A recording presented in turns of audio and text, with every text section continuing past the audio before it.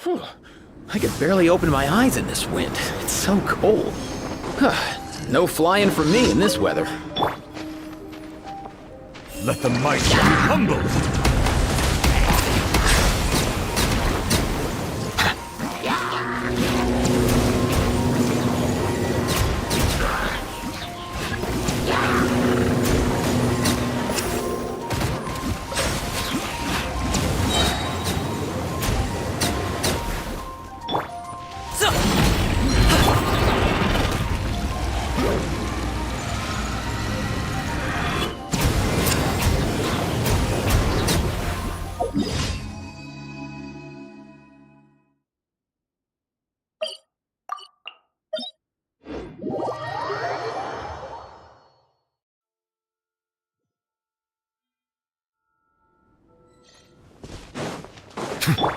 Mind the wind.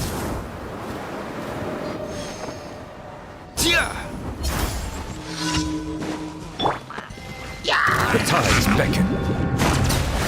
Settle down!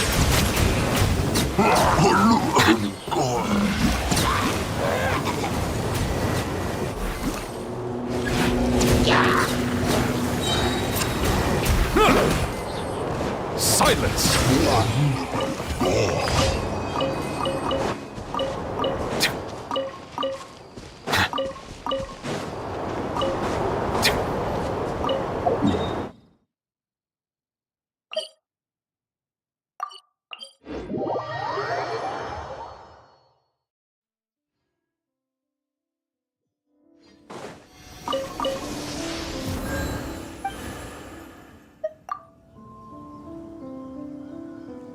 Bow your head.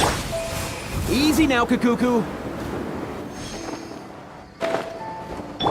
Faster, stronger. Keep pushing. Let's go.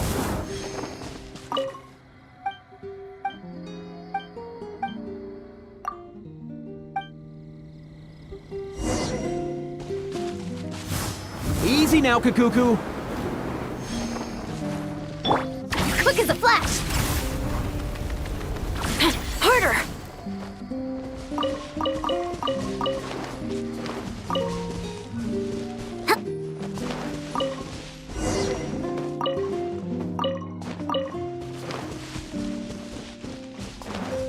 Controlled breathing.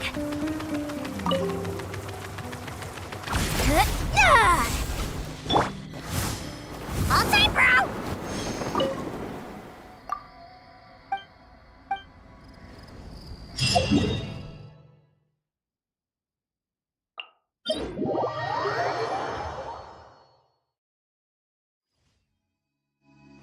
Mind the wind.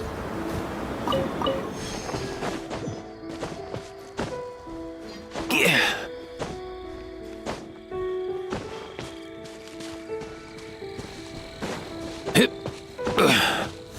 All time, bro.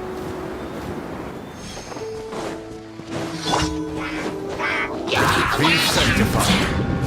Silence!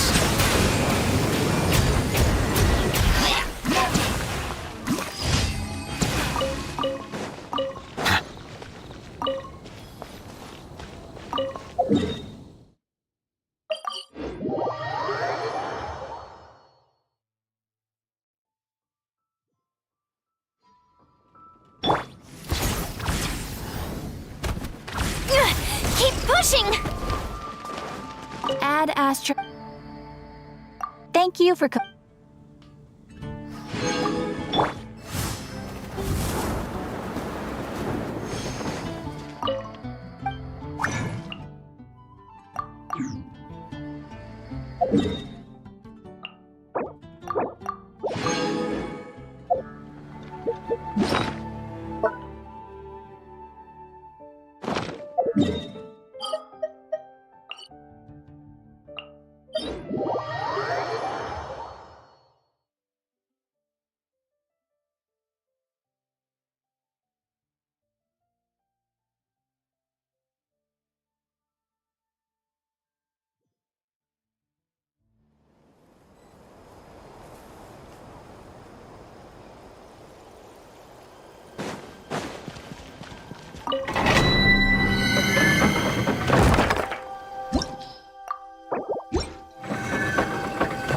Let's go!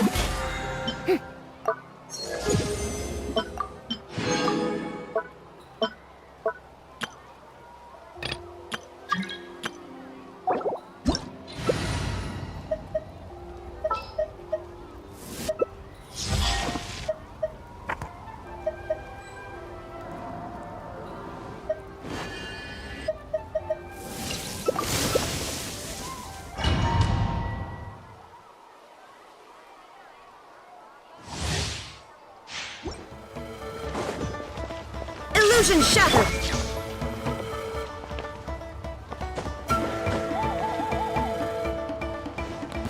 Silence! Strike a pose!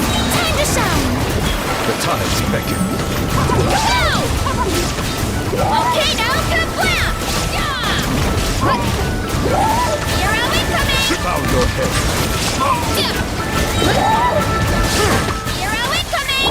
There is no escape!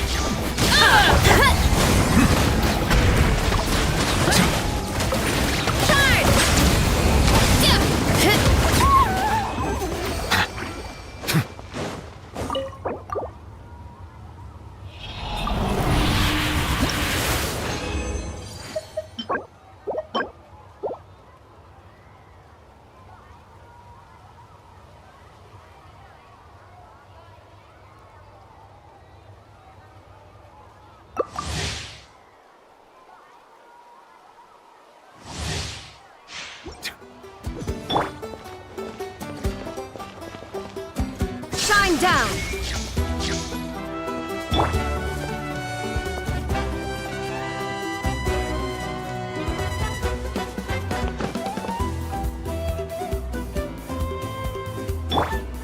Illusion shattered. Be sanctified. Let the world collide! An oversight on my part. Antenna, grant me strength!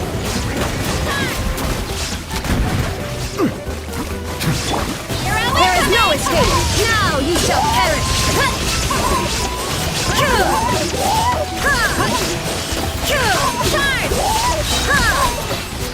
Illusion shattered. Silence! Justice o'clock!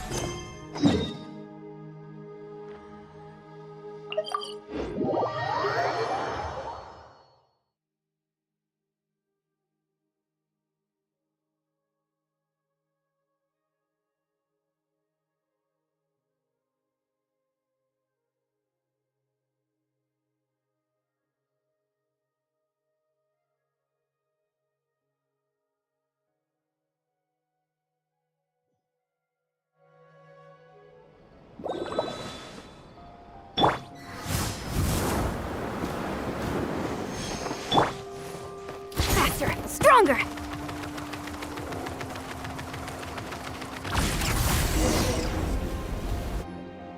Hey, there's a newsstand over there! Wanna grab a copy of the Steambird? We know our Fontanian friends love a little drama. There's no way they've let their readers down. Isn't that Charlotte? And standing next to her, surely that can't be Kaniche? How about... Lost treasure resurfaces at last. Behold the beauty of the Remurian teacup.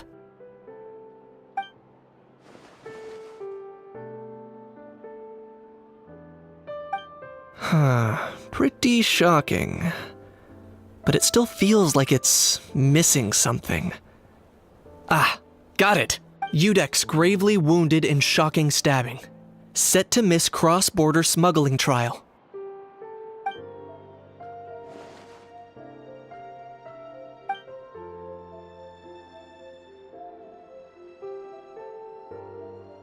Huh?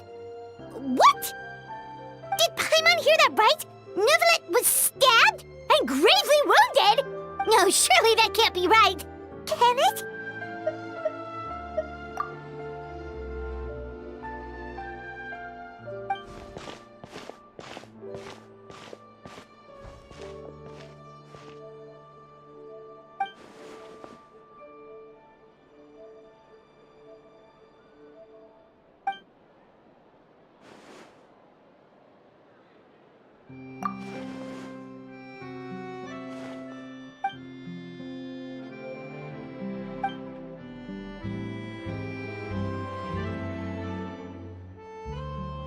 Hey there, you two. Fancy running into you here. Yeah, that, and also a less than pleasant shock. What the heck was all that about a Saurian meat restaurant and the Udex getting stabbed? Please say you weren't being serious.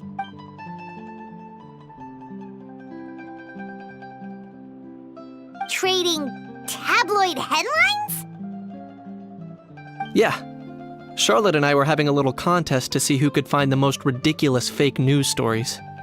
Either I got lucky, or I have a knack for honing in on the most outrageous material.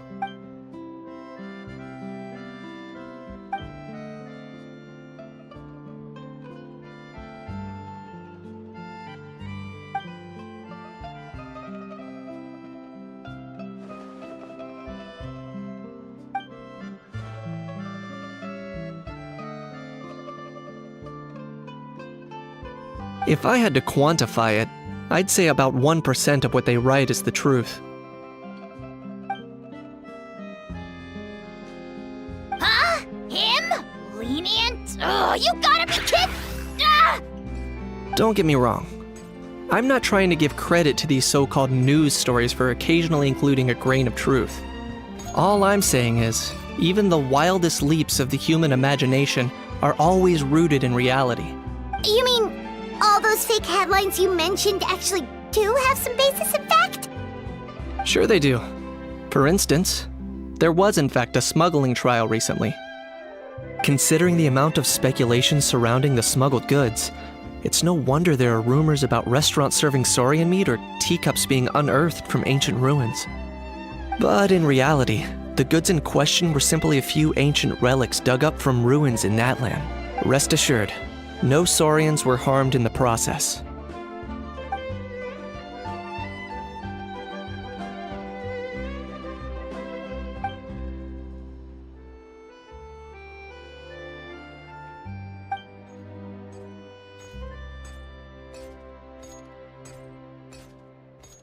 Oh, okay!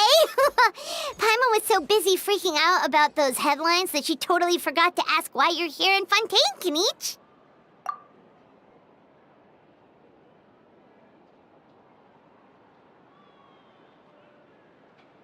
It was a pretty open and shut case, and my testimony in court was clear enough. But I'm guessing, Mademoiselle Charlotte, that you're less interested in the case than you are in trying to uncover some news stories about Natlan.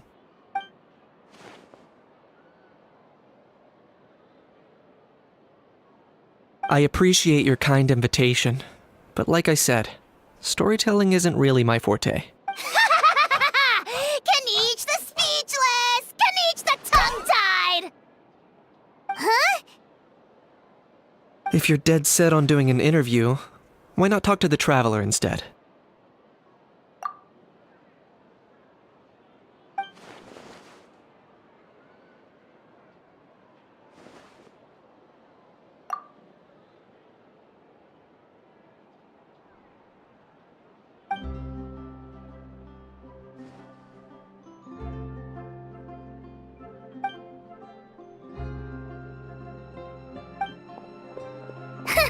Charlotte never stops, does she? Anyway, Paimon just has to ask, that how thing that popped out before, or was it a how? It kind of looked like a how, but at the same time... Oh, that thing. Yeah, that was a how. Huh? What's up with him? Like, he's still noisy, but he's way quieter than before. It's like he's trying to hide or something. Could be. Not acclimatizing? Aw, poor Almighty Dragon Lord is not feeling well. Too bad he can't come out to argue back. What do you mean? There's nothing physically wrong with him. It actually has to do with a strange law we learned about after arriving in Fontaine. Apparently, it's forbidden to release flying objects within Fontaine city limits during the first 3 days of each month.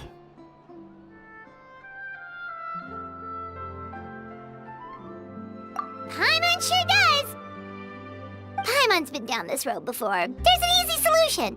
As long as Kinich holds onto a how's tail, he'll be considered an Almighty Dragon Lord balloon, not a flying Almighty Dragon Lord. Not gonna lie, I was considering that. But a how wasn't too thrilled with the idea of huffing and puffing away in the form of a mini helium balloon. That said, it's pretty annoying how he keeps randomly popping up all of a sudden. Anyway, this morning I saw a notice outside the Palais Mermonia about an event that's set to take place outside the city soon. Something to do with filmmaking. I hear that's all the rage here. I was planning to stay here and do some exploring for a few extra days anyway, so I think I'll go check it out. It'll be a good chance to let that noisy helium balloon out. He might even learn a thing or two. If you're free, why don't you come along? I know where it is, so let me lead the way.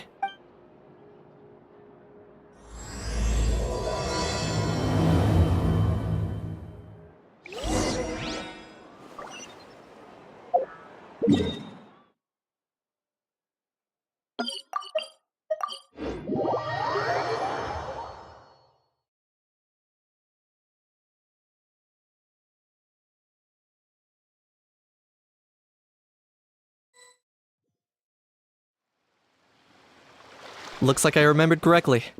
Here we are. Wow, this is awesome! Hard to believe it was just an empty beach before. Yeah, it was still completely deserted only a few days ago when I passed by on my way to testify at the Opera House. There must be some efficient workers in Fontaine. Quite impressive.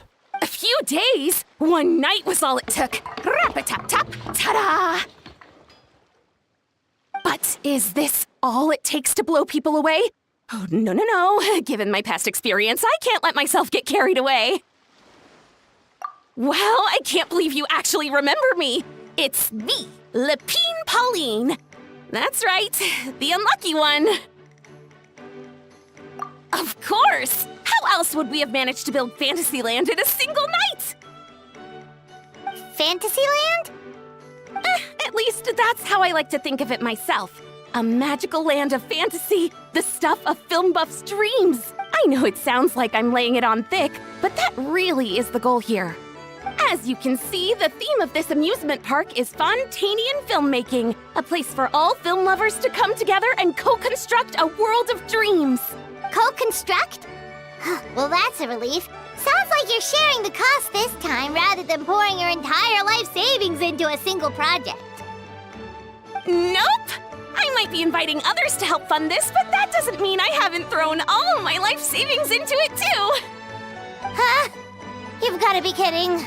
Ha! Look at you, puny little humans. Recklessly betting your entire future against some stupid vanity project. If you're expecting even an ounce of sympathy from the almighty Dragon Lord, dream on! Mockery is all you shall get, straight from the heart! Sorry, just ignore that little gizmoid. He likes to butt in occasionally. Do go on. Gizmoid? Who you calling Gizmoid? You're the Gizmoid! Wow! That's quite a nifty mecha you've got yourself there. Is it some sort of smart personal assistant? You ought to let Miss Charlotte see your cool gadget. Who knows? Maybe you could even look into mass production! Mass production? Ugh, insolent, vulgar, and disrespectful! I, the almighty Dragon Lord, am one of a kind! There has never been another like me, nor will there ever be! And another thing, smart is the understatement of the century! I shall have you know that I am Kahulahau, forebear of ancient wisdom! I lived for eons long before any of you were born! What? Heavens above! I beg your pardon, forebear of ancient wisdom. Please, I meant no offense. Idiot meets idiot. What's all the fuss? Making some new friends, are we?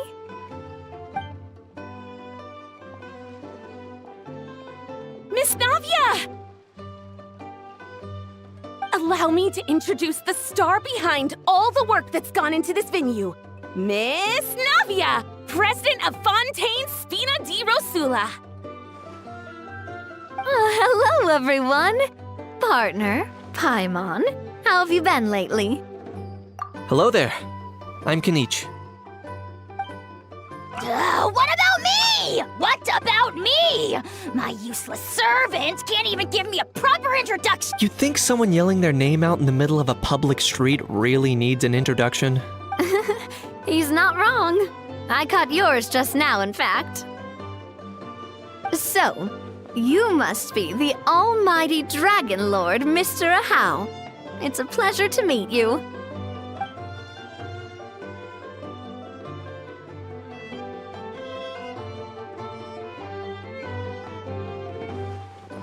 Oh, see that? That's what I call proper manners. Well, it's not every day you meet a well-mannered human. Navia, was it? Excellent. You may address the almighty Dragon Lord by his name. Navia, don't you think the title Almighty Dragon Lord is a bit silly. It's no big deal. All little animals do that, don't they? I mean, try to puff themselves up to look more impressive. Anyway, it's all thanks to Miss Navia and the Spina di Rosula that Fantasyland's gotten up and running in the space of a single night. Honestly, thank heavens! After all that paperwork and endless waiting, the event and venue finally got the green light.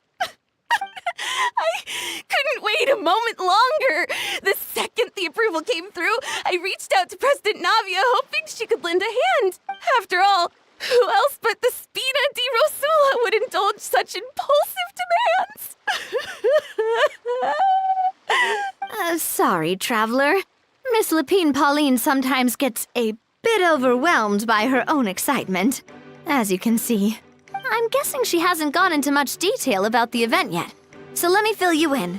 In short, the Cheval Moran Film Fantasyland is a fan convention that's open to film enthusiasts from all over Teyvat. Miss Lapine Pauline is hosting this event and also providing technical support. Huh? Cheval Moran? That's right! The one and only Surintendant Cheval Moran! After much persistence and many solicitations, I finally obtained Lady Farina's permission to use the image of her close friend. Not only is our adorable mascot drawing in fans by the minute, but she's also boosting her own popularity. And that was always the goal! A win-win arrangement. It's been a while since we last met, but still, it's a surprise to hear Lapine Pauline coming out with such sensible. By the way, Miss Lapine Pauline, have you decided to switch careers and go into film tech? Not exactly. By chance, one of the prototype lenses I developed caught a photographer's eye, and it's now being used for the latest cinematic productions. Thanks to this unexpected opportunity, I've had the chance to invent various film-related equipment and props. That's right. So don't underestimate Miss Lapine Pauline, our resident engineer. She's the technical powerhouse at the core of this entire event.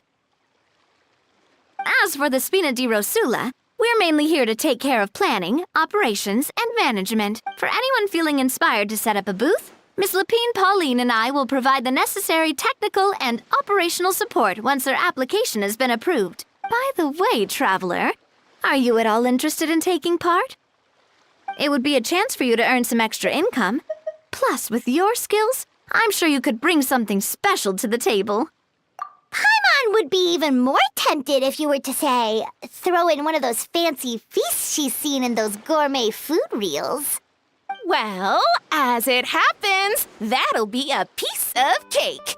Everyone needs to eat, whether they be tourists or the stall owners themselves. So thanks to Miss Navia's help, we've managed to invite none other than the celebrity chef Miss Escoffier to run our theme restaurant. Look over there! You! Yes, you! For the last time, the ingredients have to be in the right ratio! Get it right next time, or you might as well just lie down on the chopping board yourself.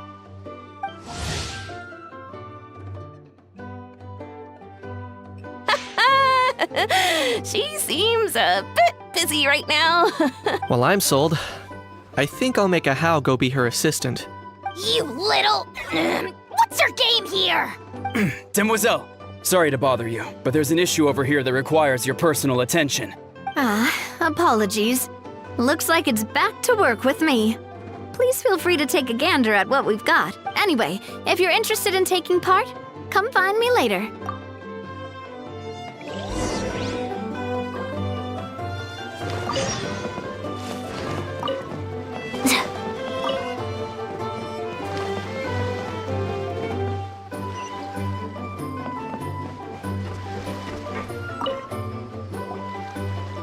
Greetings. Apologies if you overheard my harsh words just now, but I assure you it is entirely necessary. The sheer lack of standards here will be the death of me.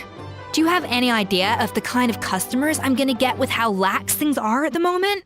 The ones that leave their guns behind by accident and then come back to collect them later bringing ammunition with them. Yeah, that's just the kind of customer you wouldn't forget in a hurry. Oh. Wait, has that happened before? No, it's just the mention of guns reminded me. Someone did actually leave their gun nearby. Huh? Just before we started setting up, as we were cleaning up the site, someone stumbled upon a mysterious locked box. It didn't look like something from Fontaine, though. It had more of a Natlanese vibe. Oh? Do you think a foreign tourist might have left it behind? That's what I assumed at first. But the box was buried beneath a pile of wooden planks, rocks, and whatnot, so it seemed like someone deliberately hid it there. But I didn't see much point in speculating, so the best thing I could think of was to hand it over to the authorities. I trekked all the way over to the Palais Mermonia just to hand it in. Ugh, it was exhausting. What did the authorities make of it? Oh, they made a mountain out of a molehill, as usual. Before even addressing the question of what was actually inside the box, they had several heated discussions about whose responsibility it was to write the lost and found notice. Thankfully, the ever-reliable Officer Sedine stepped up and immediately called in the Marechaussee Phantom to crack the lock and check if there were any dangerous items inside. And, as it turned out, there was a gun. Wow, that's a dangerous item, all right. Mind if I ask what kind of gun it was?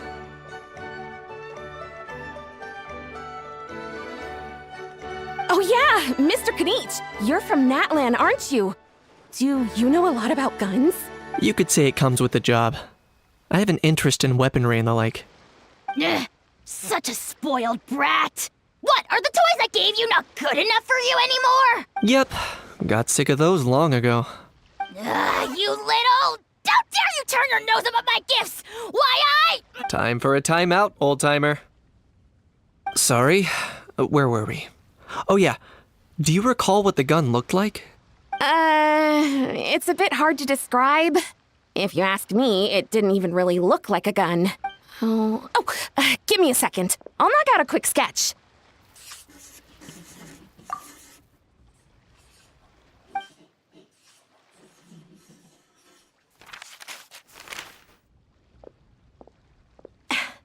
Something like this. Whoa, it's so neat and precise. It's nothing. Sorry. Is something wrong with my drawing? I know it doesn't really look like a gun, but I assure you, this is exactly what it looked like. And it certainly could shoot as well, too. I confirmed that with the officer from the Marechaussee Phantom. No, quite the opposite.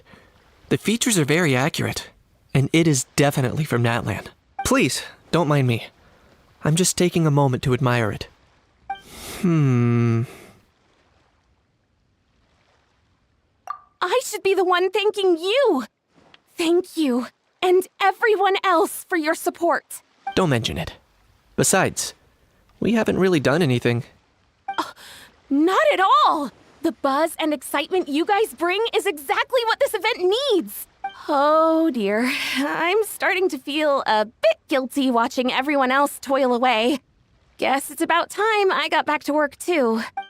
But just before I go, one last thing. Traveler, it's wonderful to see you. Here's to a successful collaboration.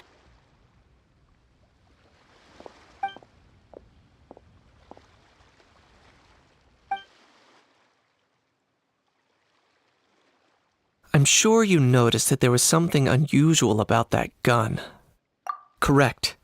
It's most likely an old weapon dug up from some ancient dragon ruins. Based on my experience, it might be more accurate to refer to it as a hand cannon. But in Fontaine terms, it's not wrong to call it a gun.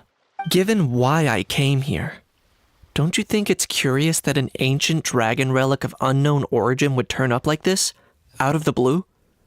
I suspect this gun might have something to do with that smuggling case. It might have slipped through the cracks. Time is of the essence, so I'd like to head over to the Palais Mermonia to verify my suspicions. Perfect. Then we can head out right away. Or, if you want to catch up with your friends first.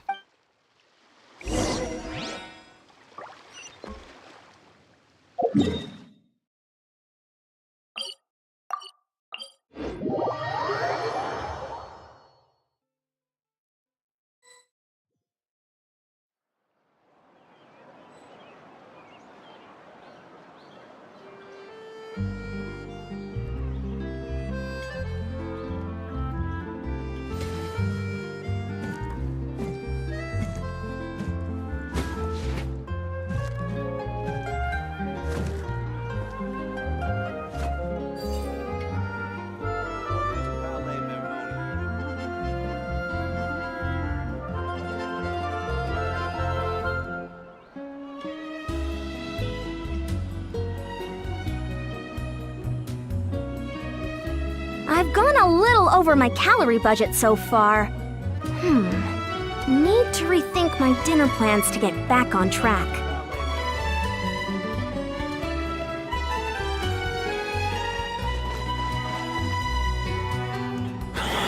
Oh, man. Bro! Are you mimicking me? Now's not the time. Come on. No, I mean, one of our buddies is here, for real. Quite a few of them, actually. Aurora and Aoife, what brings you to Fontaine? Huh? How come you're... I'm guessing Kanich is here because of that international smuggling case, right? I've heard quite a bit about that. Word sure gets around quickly, huh? First time abroad and you're already making headlines. Oh, stop it. It's not like I was the center of attention. Wasn't expecting to see the Traveler and Paimon here too, though. Come on, Aoife. Huh?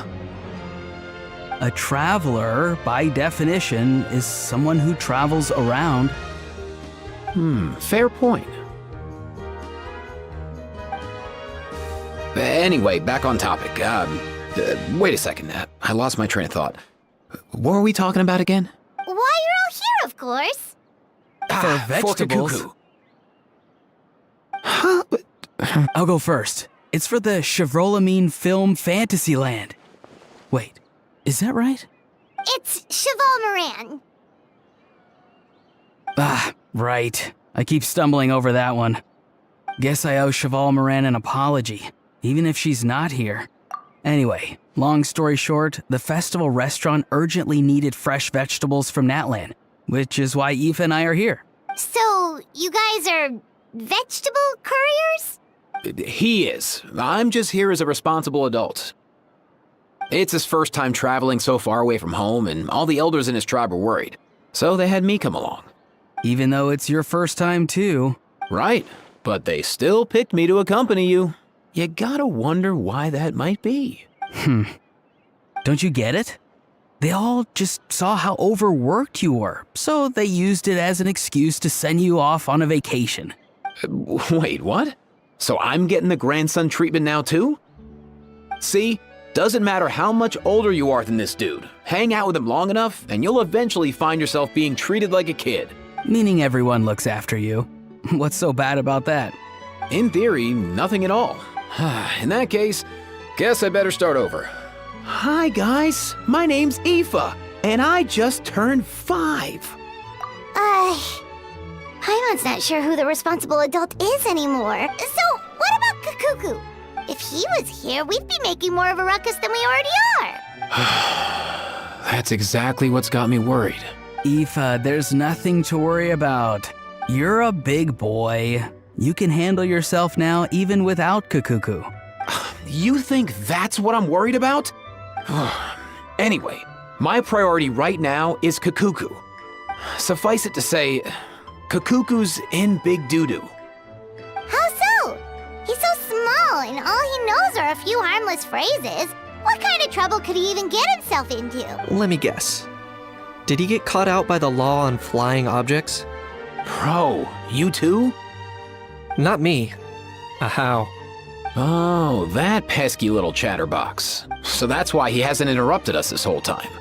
Guess he's too scared to show his face. That, Plus, he's already spouted enough nonsense for one day. So I've put him on mute until tomorrow. Nice one. If I was even half as decisive as you are, I would have kept a closer hold on Kakuku so he didn't get a chance to go flying off. Oh no, bro. Or rather, did Kakuku get caught by the guards for flying around? If they had managed that, we'd at least be able to track him down. But when the guards started chasing him, Kakuku flew into that building next door. I wouldn't be surprised if there was a high-stakes pursuit going down in there as we speak. Just like one of those cool crime movies. Which building? That one? Yup, that's the one. Kakuku sure has a good eye for a getaway. It's the tallest building around. I may be able to fly up pretty high, but checking every last window would still take quite a while. As for Aoife, well, let's just say he's not flying anywhere without a Saurian. Sorry about that. Not like it's my fault, though. You don't have to apologize on my behalf. Wait a sec. What's this got to do with how high you can fly? Kakuku's got himself into a real mess here, like a panicked animal running straight into a trap. It's pretty worrying. I'm starting to picture him flapping through a barrage of gunfire while important documents are flying about left, right, and center. Heck yeah! If anyone can pull it off, it's Kakuku. He's always been such an awesome Saurus. I believe in him.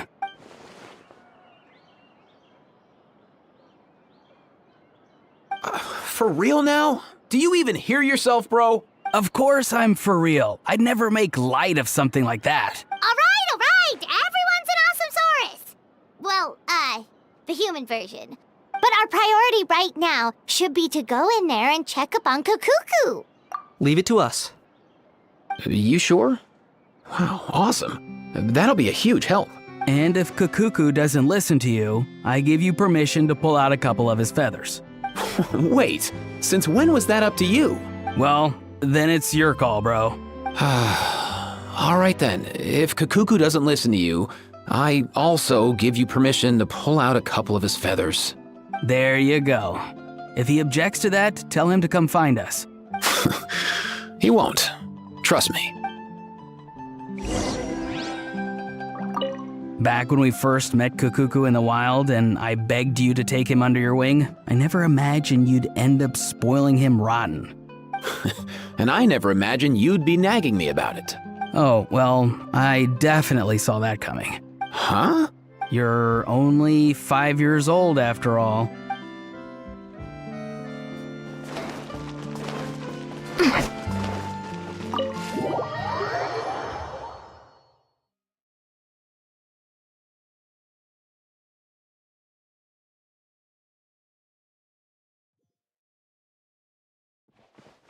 Controlled breathing.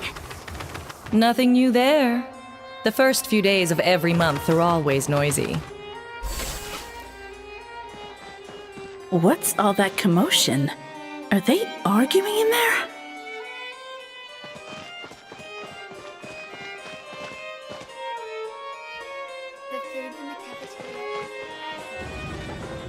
Quick as a flash.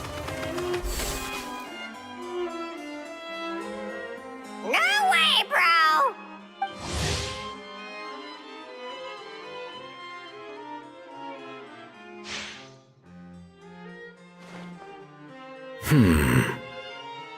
Did he say he came from Natlan? No. Get out of here! I can understand his words, just not what they mean. Oh no. Bro! He keeps repeating the same things over and over again. Oh, you know one another. He's a friend! Yeah! A saurian friend of a human friend! Great. Well, that was easy. Looks like we've tracked down the owner. Guess that's one less lost and found notice for you to write, Monsieur Neuvillette. For real? Traveler, was there something important you wanted to discuss with the Udex? I'm just about done with my business here. Need me to step out? Stay and hear them out first. Perhaps it will have some bearing on your own work. If I'm not mistaken, You are the same Mr. Kanich who served as a witness in the smuggling trial? I take it there's been a further development in the case. That's right. Very perceptive, Mr. Udex. So you've met Nervalette before? But wasn't the trial overseen by another judge? I've seen his photo in the papers. But as for this other gentleman... Allow me to introduce you to Mr. Wriothesley, administrator of the Fortress of Meripede. Or in layman's terms, Fontaine's prison warden. Please, feel free to share anything about the case. There's no need to keep anything from him. Pleasure to meet you. Pleasure to meet you! Wow, that sounded just like me. But should we really discuss official business in front of the Saurian? Oh, wow! Oh, no! I believe he said, or rather, I suppose he meant, that he'll keep this to himself. Though I should mention, Mr. Kukuku, that we will have to ask you to sign a confidentiality agreement. Sure thing, bro!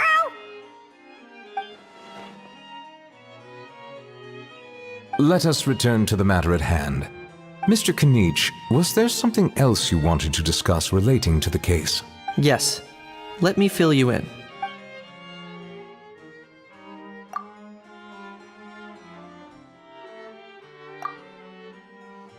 Wow! It really is exactly like Lapine Pauline's sketch! That must be all that practice drawing engineering blueprints, huh? So if it's true that this weapon came into Fontaine alongside the contraband from the smuggling case, then there's a high chance we overlooked a suspect. That's exactly my line of thought. I see. Mr. Kanich, thank you for reporting this promptly. I'll arrange for the Marechaussee Phantom to investigate right away. We should begin by questioning the prisoners in custody. Wriothesley. I'll sign off on the interrogation request. Don't you worry. That would be much appreciated. It's lucky that the Palais Mermonia wasn't scheduled to release any public bulletins today, and that this guns lost and found notice hasn't been written up yet. In other words, the news hasn't leaked. I'll be staying in Fontaine for the time being. If there's any progress in the investigation or you need my help, feel free to reach out anytime. Yep, we were just about to go help out with Lapine Pauline's convention. If there's any news, we'll keep you all posted. Marvelous. Thank you all. Well then, all that's left is to...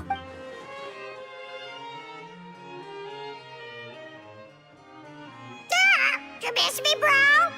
He really does come out with the most unexpected things. Who did he learn it all from? Huh. Well, it's pretty extraordinary. Anyway, according to due process, we must first determine whether Mr. Kukuku qualifies as a flying object. And, following on from our conversation just now, he also needs to sign a confidentiality agreement. Drafting said agreement may take some time. Looks like you'll be staying with us for a while then, Kukuku. Excited? That would save us a lot of trouble. Many thanks. All right then, we'd better get going. No need to see us off.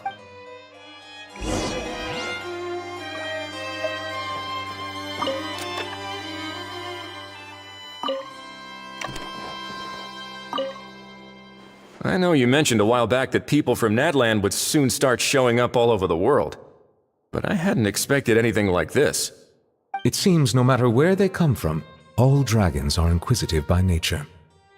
You can say that again, bro! The same might well be said for humankind.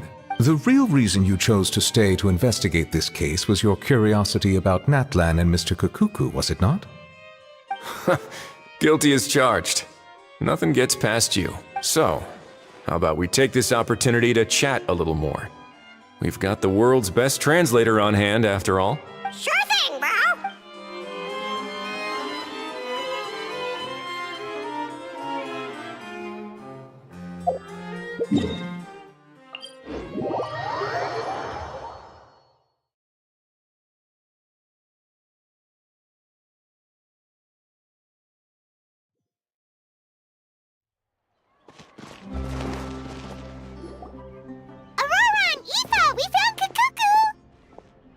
What's the situation? How bad is it? Oh no. When I saw that Kukuku wasn't with you, I'd already prepared myself for the worst. Relax, Aoife. Maybe Kakuku just prefers high-rise living now. Sometimes you just have to let the kids grow up and make their own choices in life. For real now? Do you even hear yourself, bro? It's not that bad.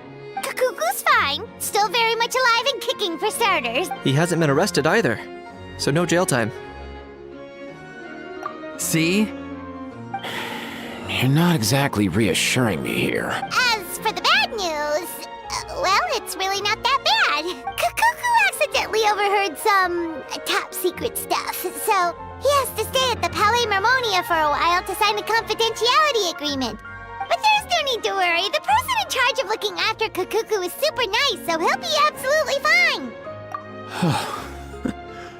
All right. That doesn't sound too bad after all. Wow, hearing that's put my mind to rest. But based on my understanding of how things work here, the ban on flying objects should be over by the time Kakuku actually gets out. What a shame. Oh well, I guess we'll just have to go have some fun without him. You don't look disappointed in the slightest. Anyway, Auroron and I will be staying in guest rooms upstairs at the Hotel de Boer for the time being. Feel free to drop by if you need us. Yay! Problem solved! All right, let's catch up another day.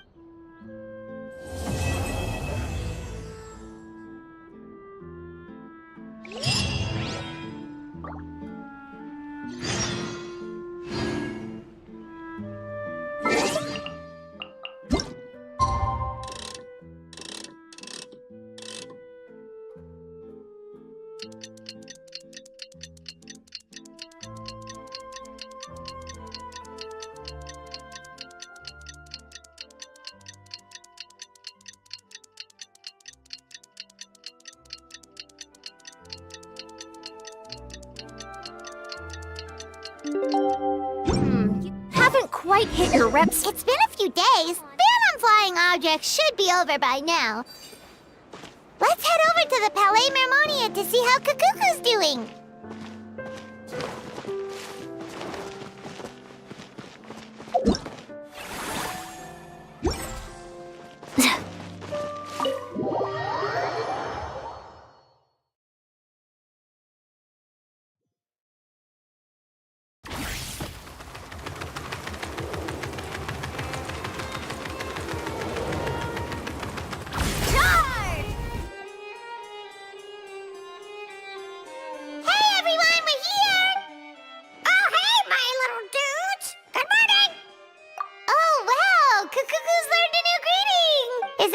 Or bad news, though?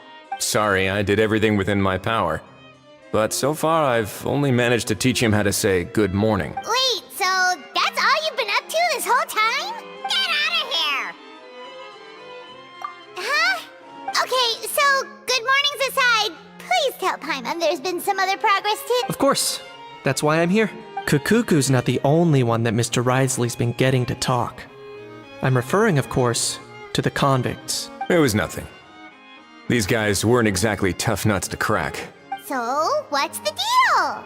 After racking their brains, they remembered speaking to an inconspicuous middle-aged man just as they were preparing to pack up and leave Natlan. He was dressed in the manner of the Children of Echoes and carrying a box. Plus, the description matches the one the gun was found in. All in all, he didn't look any different from your average Natlanese traveler. Perhaps seeing that they were dressed as merchants, this man stopped for a chat, inquiring where their goods were headed, and even asking if they could share a boat. The smugglers were very cautious, though. They didn't tell him any specifics, but all this happened before I crossed paths with them. I happened to notice them as they were preparing to set sail. I thought they looked shady, so I snuck aboard, and ended up being carried along all the way to Fontaine.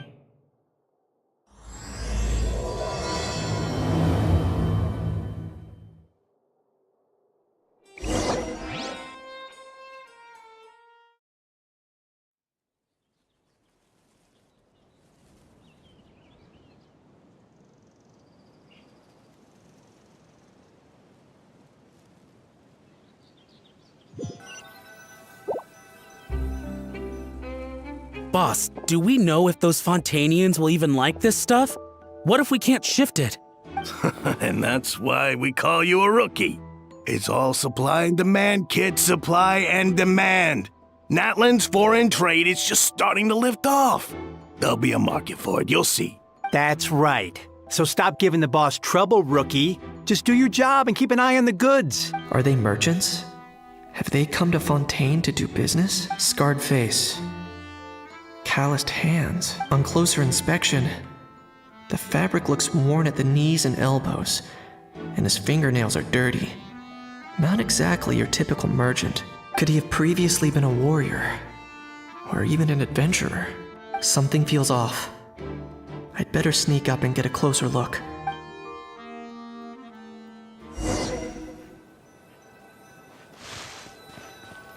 Nice thinking, boss.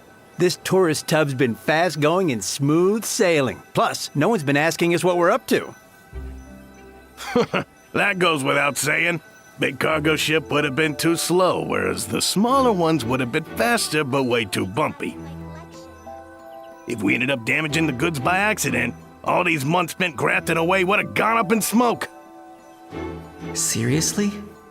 But there's hardly anything here.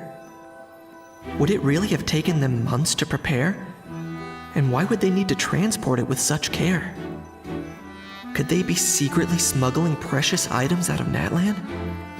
I'll need to find a way to get to the bottom of this.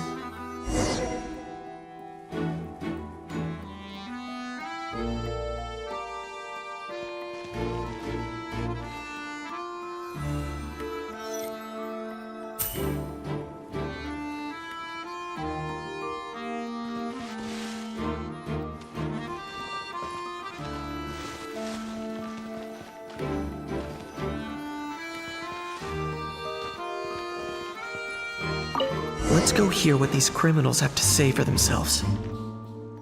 Sure enough, there are relics inside the box. It's illegal to smuggle such items outside Natlan.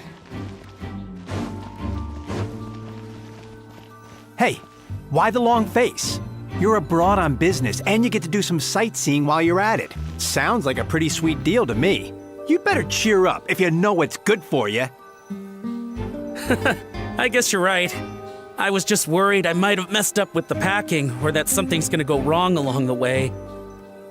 Oh, pull yourself together. Tons of foreign tourists come traveling to Fontaine. I bet their luggage is full of all kinds of weird stuff. If someone insists on checking it all, just show them the purchase order we had drawn up. Those Fontainians can't get enough of their legalese, so I've heard. They can look all they want. Aha. So their aim is to smuggle in contraband after all. Looks like I've gathered enough intel about the smugglers and their contraband. Time to inform port security.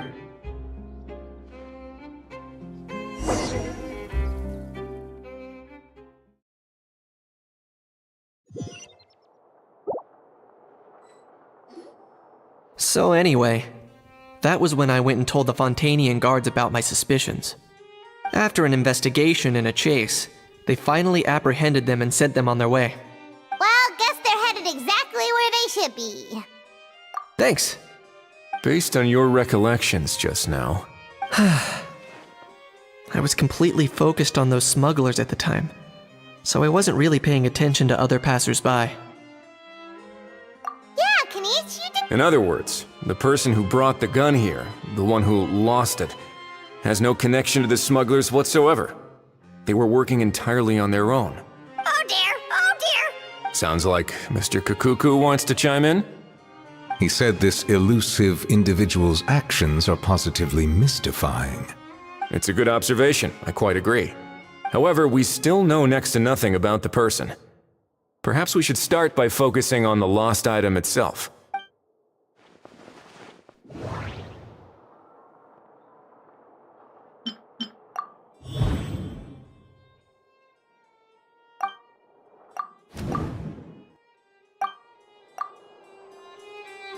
It certainly seems like it was the bait in some kind of trap.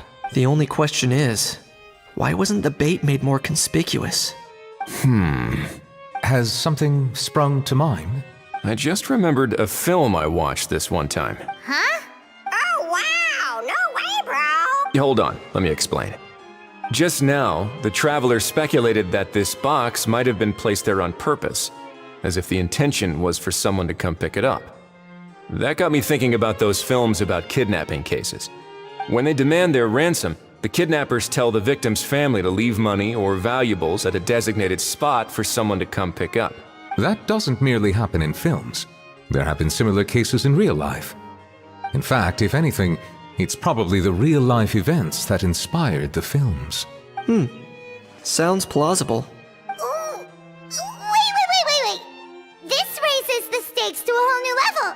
If the gun really was some kind of ransom, then since we took the box, the kidnappers never got their payment, so does that mean they executed the hostage? I agree. I don't believe we have a kidnapping on our hands. Selling off stolen goods is extra work that most kidnappers would want to avoid. Unless they're after something very specific, they tend to just ask for cash. Could we be dealing with a kidnapper who's dead set on getting their hands on an ancient dragon handgun? It's not impossible, but the likelihood is very slim. We can discount that possibility for now. And speaking of selling stolen goods, don't you think this looks more like a transaction?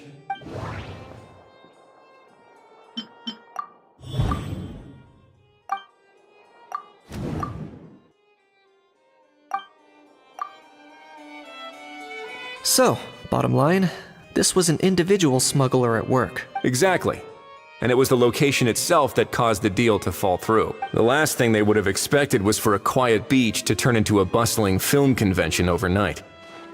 Not only is the area now packed with tourists, but the Spina di Rosula have a presence there. I'll bet that both parties were completely caught off guard. That sounds like a plausible theory, but how do we verify it? Looks like your people better start rolling up their sleeves. How so? Easy. Just follow the usual procedure by putting up a lost and found notice. The more routine we make it seem, the more likely the suspect will come forward to claim it. Even if they send a proxy, we're liable to get our hands on new leads. And timing-wise, it's about time we updated the bulletin board anyway. All we need now is a lucky gestionnaire to write up the notice for us post-haste. Ah, so that's what you meant by rolling up their sleeves. In that case, I may as well write it myself. Delegating this to someone else would require an additional explanation. Huh. Or are you just not used to asking others to work overtime?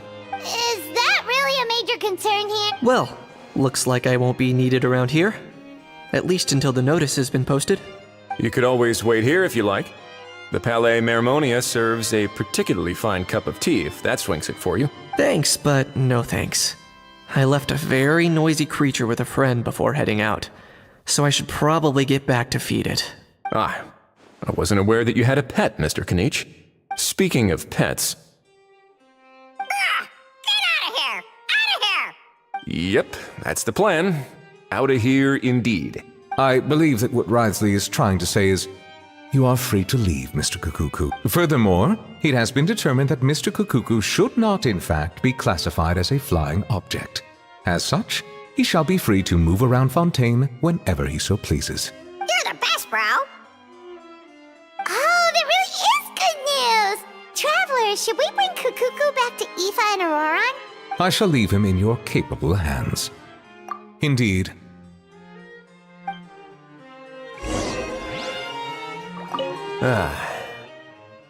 You know, all this has made me realize that I'd quite like to have a pet.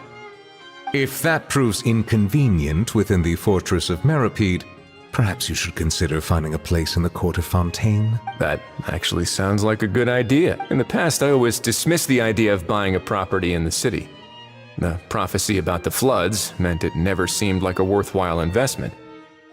But now... This might be a good time for you to re-examine the documents I gave you regarding your title as Duke. Huh? Citizens with honorary titles are eligible for certain benefits when purchasing property in the court of Fontaine. Really? How about this? You read through your documents from start to finish, while I write up the lost and found notice.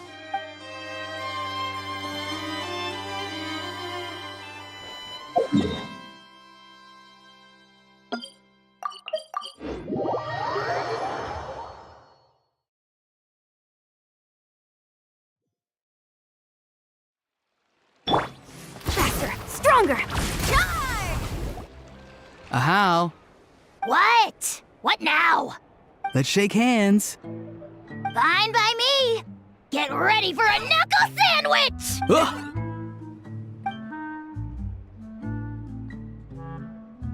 Oh, nice dodge. Paimon feels strangely inclined to keep a safe distance. Did you miss me, bro? Cuckoo, you're free! Ugh, not you again. Nope, didn't miss you in the slightest. Hey, Gramps. And hey, Paimon and Kanich. It's good to see you all. Thanks for bringing Kukuku back. Get it away! Get it away from me! Nice to meet you, bro. Who are you calling bro? Say that again to my face! I dare you. If you've got the energy to argue this much, you're clearly not hungry yet. Let's go find something to eat while Ahau lives his best life. Poor Ahau. He spent all day being tormented by Auroron, only to discover that the suffering's just begun. Aoife, as a Saurian vet, how can you just sit back and watch our little dragon bro suffer? Huh? How am I the bad guy? Even hear yourself? Ah! Doesn't anyone want to hear how Kukuku got out of jail?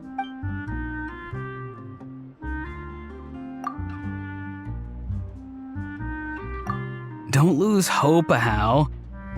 By the same standard, you have freedom of movement now too. You're still in the game? Same standard? I will not be held to the same standard as that thing! That's right. You won't. As far as I understand, the Palais Mermonia will want to assess your case on its own merits before they grant you freedom of movement. Where's that Saurian meat restaurant again? I'm gonna march that little pink balloon right into the kitchen! Yeah, good luck with that, bro. You'll be putting your own neck on the line, too. Also, there's no such restaurant! Anyway, thanks for looking after Ahau, guys. I'll take over from here. Why, you? Between the two, Kukuku wins the cuteness competition hands down. Ah, really? Thanks! Wait, who are the other contestants, though? So now that our crew's back together again, what's our next move?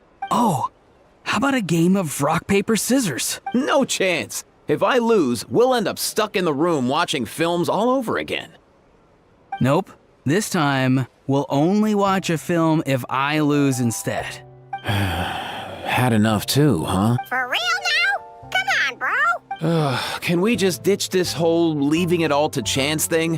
Why don't we take our fate into our own hands? Aren't we doing that already? Rock, paper, scissors uses our hands. Don't know why you're laughing. You're stuck with paper every time.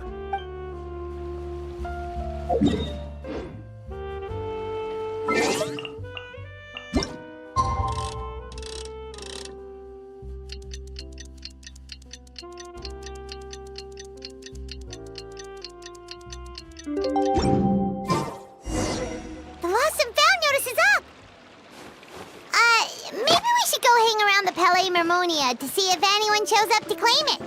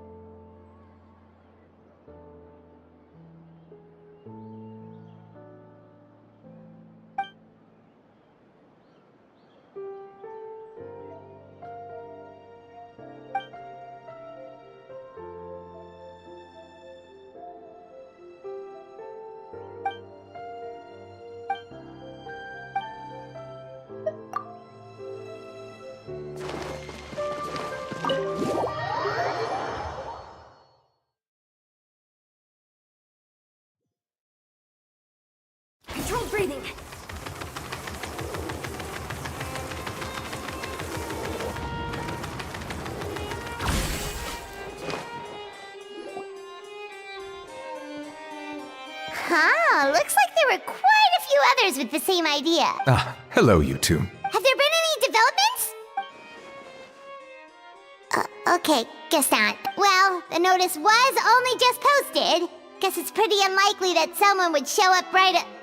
Special Patrol, open up! Ah! Who's there? What's going on? The Special Patrol? I don't think that's who this is. Hey, this isn't the time for silly jokes! Let's go check it out. Good day, all. Gramps, grannies, aunts, and uncles. What in the Tibet are you doing here, Auroran? Oh, he must be the one you mentioned. Kukuku's owner? One of his owners. Kind of. But, bro, what are you doing here? I'm here to claim a lost item. Is this the person you saw on the boat, Mr. Kinich? Somehow I highly doubt that. For starters, he just addressed us as Gramps and Grannies. And unless this is the youngest looking middle-aged man in the world, I don't think he's our guy. Huh. Was there something wrong with my door-knocking etiquette? That's how they do it in all the films. That's not door-knocking etiquette. That's the Special Security and Surveillance Patrol doing their job! Completely different things! Oh, I see. I figured it was just a polite way of requesting entry, to show the people inside you had something important to discuss. Oh, sorry about that. I totally goofed that one up. Give me a moment. I'll go back out and try again. So, Auroran, you said you were here to claim a lost item. What did you lose? Yeah, so...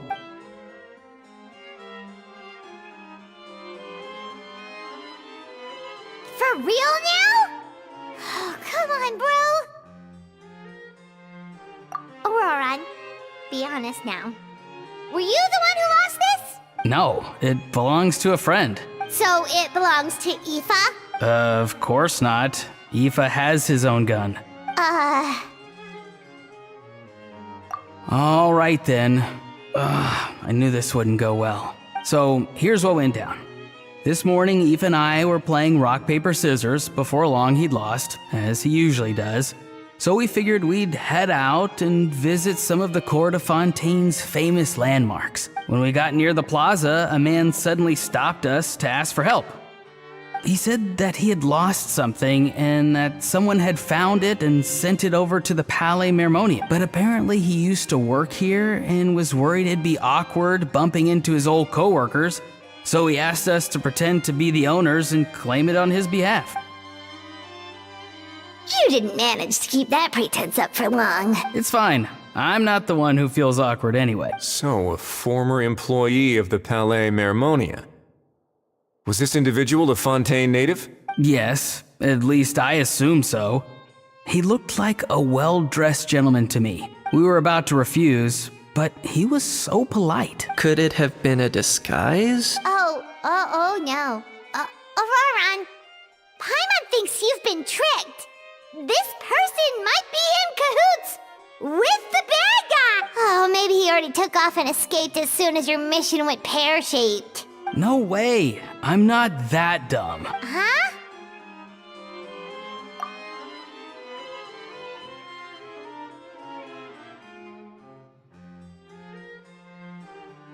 He's not going anywhere. Aoife and Kukuku are keeping an eye on him over at the plaza. Keeping an eye on him. I like the sound of that. In that case, let's hurry over to where Aoife is. Time to catch that con man and find out what's really going on here. Wait a minute, I have a question first. Traveler, Paimon. You're pretty famous in Natlan, right? Oh, we're basically household names. But why do you ask? Would that be a problem? Remember when I said that the seller might be watching in secret? If so, then picking Auroran to do their dirty work was a careless mistake on their part. It suggests that the person who got Auroran to claim the item might not be fully in the know themselves. There are plenty of unanswered questions, but standing around racking our brains won't help. However, I still suggest that the famous faces among us, meaning the Traveler and Kinich, oh, and of course, Monsieur Nivelette too, stay here for the time being. We'll empty the box, give it to Auroron, and then he can claim the item as if nothing happened. I'll follow to check if anyone is watching. I doubt anyone would recognize me anyway, so I shouldn't draw too much attention. I think this plan is worth a try. I shall leave it to the pair of you. So, I have to go undercover again, right? Well, not exactly undercover. Just drop the special patrol persona and be yourself instead. Roger that. Over and out.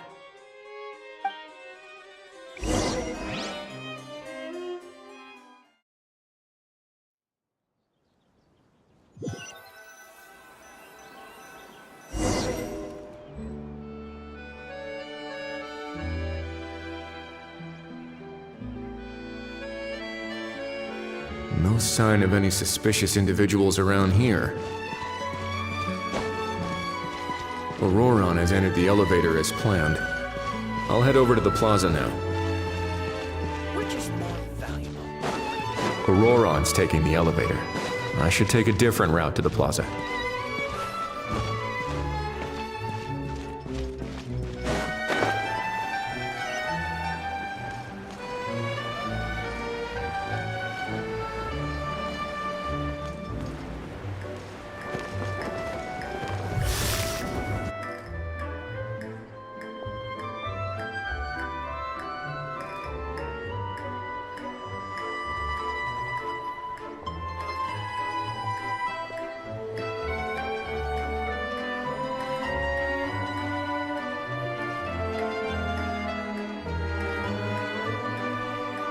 Nothing suspicious going on here either. Strange. Maybe we're overthinking this? Oh dear! Oh dear! Stop with the pecking! Stop with the pecking! Please, sir, I'm begging you, do me a favor and get this pet of yours under control! The heck are you on about?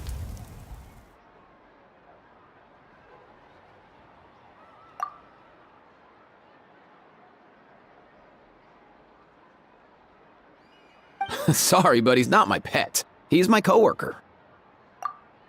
And I should warn you, he's not too happy with how you're talking about him. What the? This thing has a job?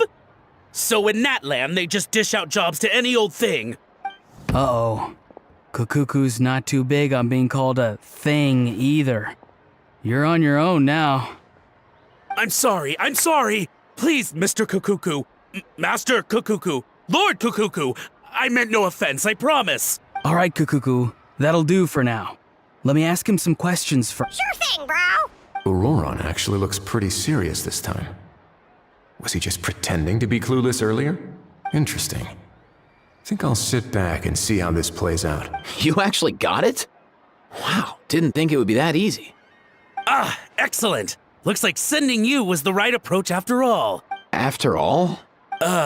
I mean, because the staff at the Palais Mermonia don't recognize you, right? So, I got it. But I don't remember promising I'd hand it over. Huh? This thing's pretty cool. I've taken a bit of a liking to it. Please don't do this, my good sir, my master, my lord. My very life hangs in the balance. His life hangs in the balance? If this means so much to you, what are you gonna offer me in return? Are you trying to get him to say my life? How'd you know that? Because I watched that film with you. You should drop the act. We don't want a real misunderstanding in our hands. You're probably right. But honestly, I don't know what else to say. Sorry, this is the most myself I can be. Is that enough? Enough. More than enough. Who's this dude? Just think of me as a staff member from the Palais Mermonia. Now, if you don't mind, I have some questions for this gentleman about that life or death treasure you were just discussing. Truthful. Oh no, I'm toast now. What's that supposed to mean? You don't think the Palais Mermonia has the ability to protect our citizens? No, I mean, yes, of course they do. Please ask away. I could do that. But I'd rather you just tell the whole story, from the beginning. I suppose I only have myself to blame. Such a rare antique, I couldn't resist. I'm a collector of antiques. Nothing excites me more than rare, old relics, and to be completely honest, if someone's selling, I'm buying.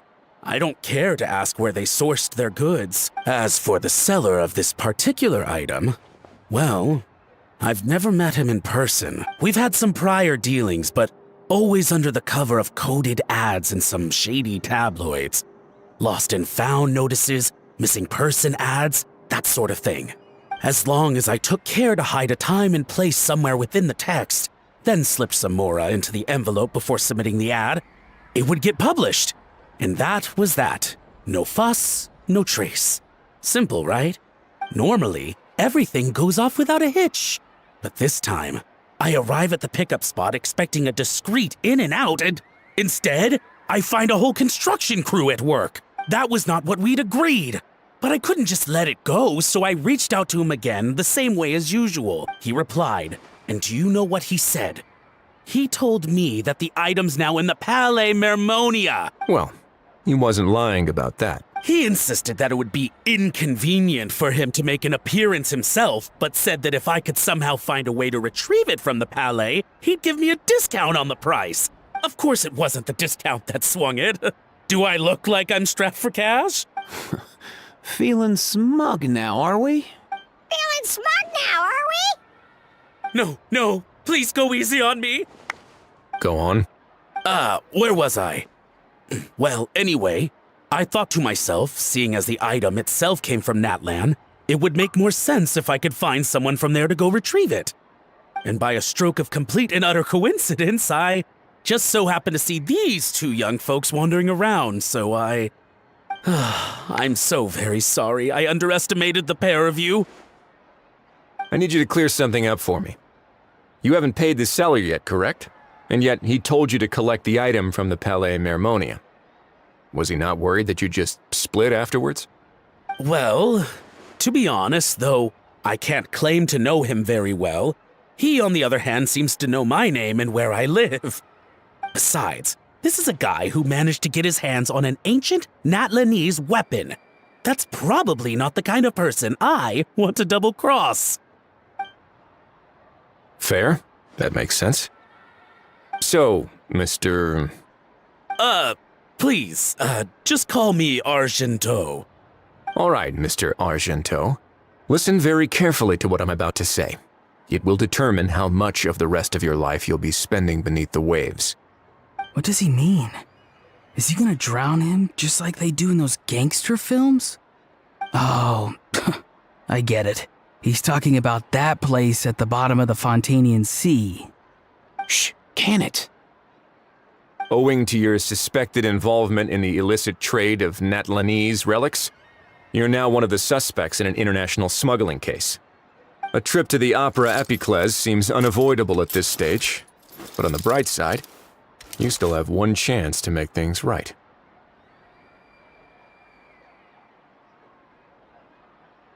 Okay. Do I really? Please tell me what to do. It's very simple. Just reach out to your seller in the same way as usual, arrange to meet, bring the money, and make the deal. Just be sure to let me know all the details. I'm talking time, place, the whole lot. If we can catch the other party by doing this, you'll have gone some way toward redeeming yourself. Understand? Oh, I see. I understand. You shall have my full and unadulterated cooperation. Good. Don't break the law, and don't even think about making a run for it. The Palais Mermonia will be watching you and ensuring your safety. All right, take the box, but leave your ID and other documents behind. You can go. As for you two, protocol dictates that I should take you both back to the Palais and have you sign a confidentiality agreement. But that would take a lot of time and effort. Such a hassle, bro! See, Mr. Kakuku knows exactly where I'm coming from. So, I was thinking, since you're all friends of the Traveler... I understand, sir. We got dragged into this by accident, and it has diddly squat to do with us. And out of respect for the Traveler, we won't say another word. Oh, I know this part.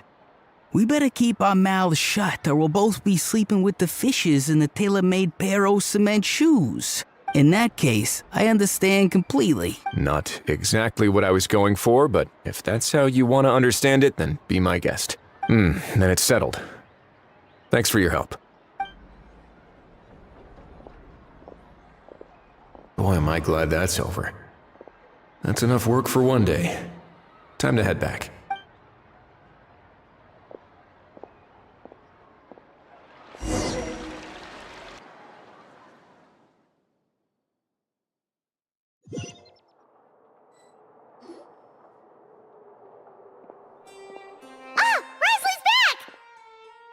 Judging by your expression, it must be good news! It went smoothly, on the whole.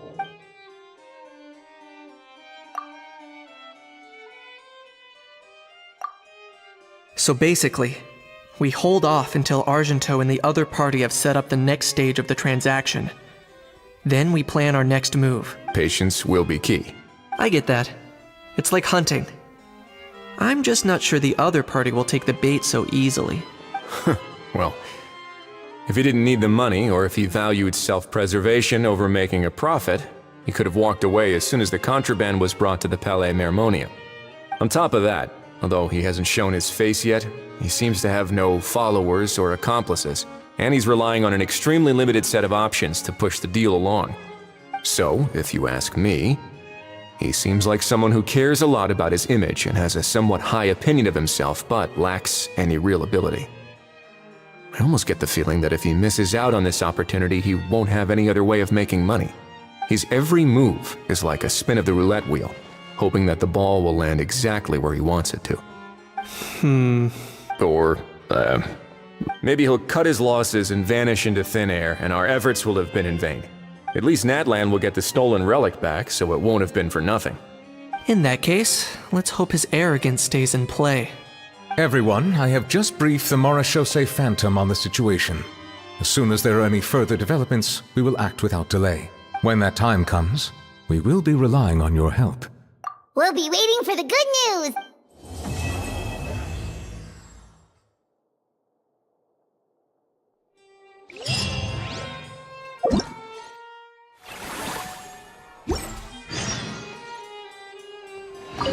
On the topic of kidnapping cases, how exactly do we define the subject of a kidnapping? According to the regulations, I mean. Aside from humans, do pets count? What about sentient non-human beings? Of course, Melazines go without saying, but what about a being like Kukuku? I am surprised that you are unfamiliar with the legal provisions on this matter. If I knew all the laws like the back of my hand, I wouldn't have ended up in the fortress of Meripede, would I? That is no laughing matter, Wriothesley.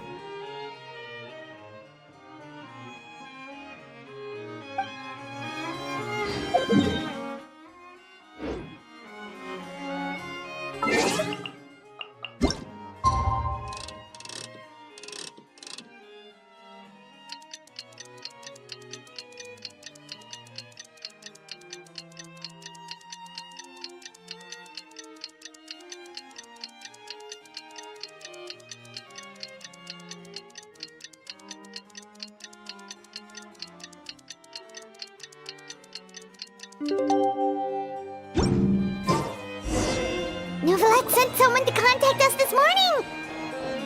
That must mean there's been some progress! No time to waste! Let's head out!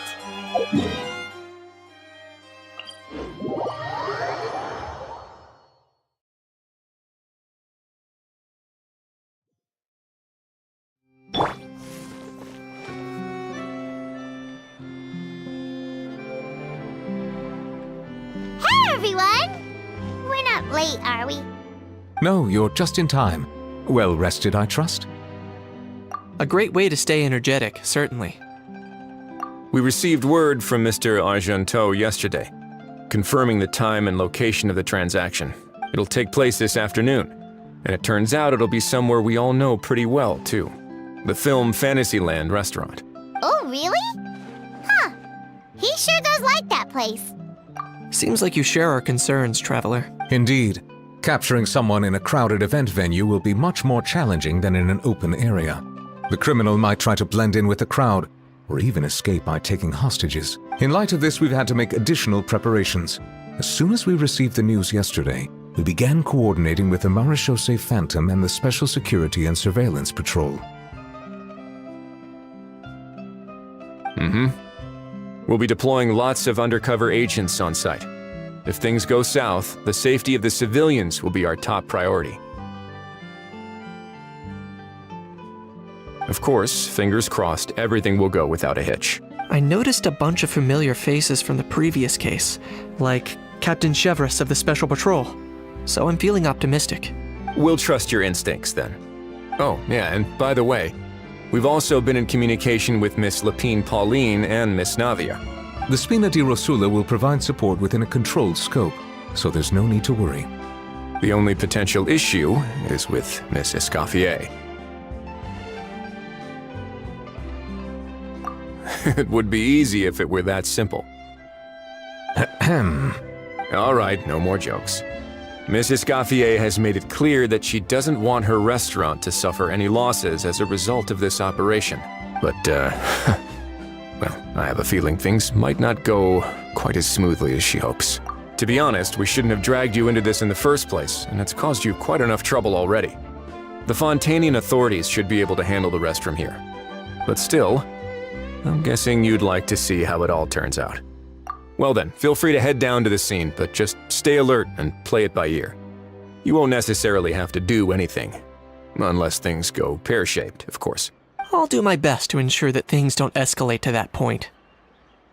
Of course, there are still a lot of unanswered questions, but our intel so far indicates that the culprit's from Natlan. Plus, I'm already a witness in this case. Might as well see this thing through to the end. That's the Knight we know and love!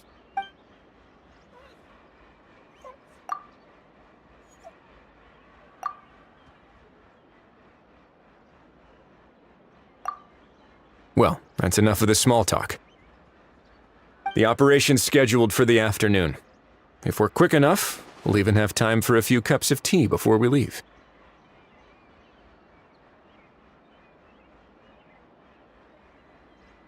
Oh, and let's grab something to eat too! Can't work on an empty stomach, you know. And rooting for you! It's a very important job. All right, I'll head over to the venue now. Ahao's been harping on for days now about this event-exclusive meal he wants to try. Guess I might as well shut him up sooner rather than later. See you in a bit. I look forward to hearing how it all goes.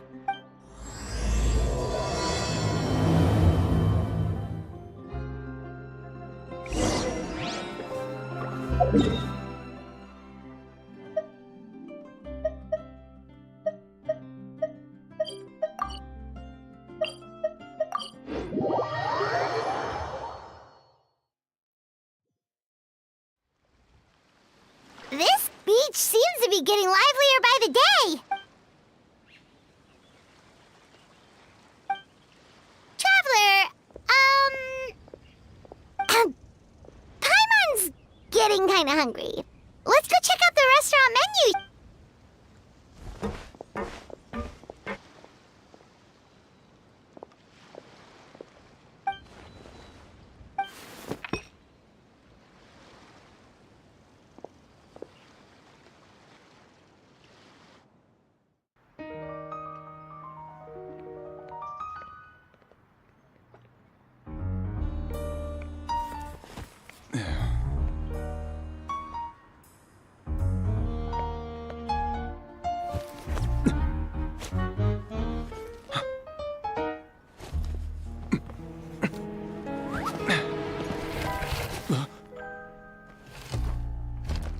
Your friend thought you might be thirsty.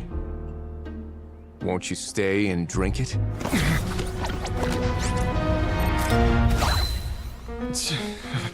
I tend to steer clear of drinks left out in the open.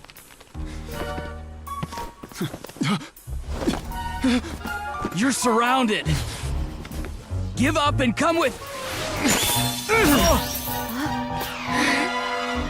You lousy swine! Stop right there! Oh, look! A surprise performance! Wow! How lucky we are! Quick, take a photo!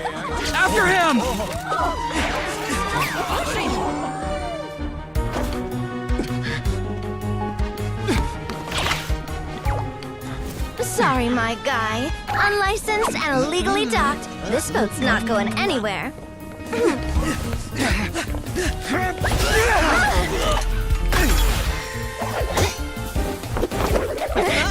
Quick! Don't let him get away! Be careful! Amazing! Lowly worm! No one flies higher than the almighty Dragon Lord! Who's stealing my fun? You again! You're driving me crazy! Oh, wow,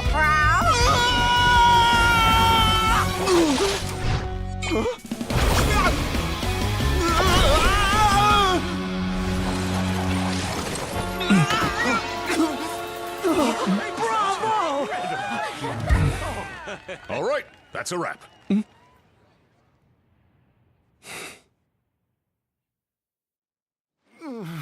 Unbelievable! You can't just drag someone around like that! Such blatant disregard for human life! I'm gonna sue the living daylights out of you! Will you now? I think I did you a favor by pulling you away from your audience. Saved you some face at the very least.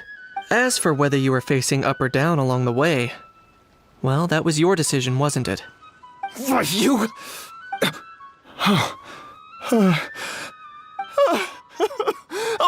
All right, I admit it. I was in the wrong. Oh, of course I know the difference between right and wrong, but I had no choice. I desperately needed the money. I was an expert on ancient relics. Not only did I have a successful career, but a happy family too. But my son, I never imagined he'd turn out this way. Fell in with the wrong crowd and ended up shoulder deep in gambling. We had some savings, but he drained them away like a waterfall. Once he fell into debt, he had creditors regularly coming over to threaten and intimidate him. I'm his father. How could I just stand by and watch him suffer like that? Oh, my son is about the same age as you are. If only he could have turned out more like you. That's the only reason I needed the money. Please, believe me.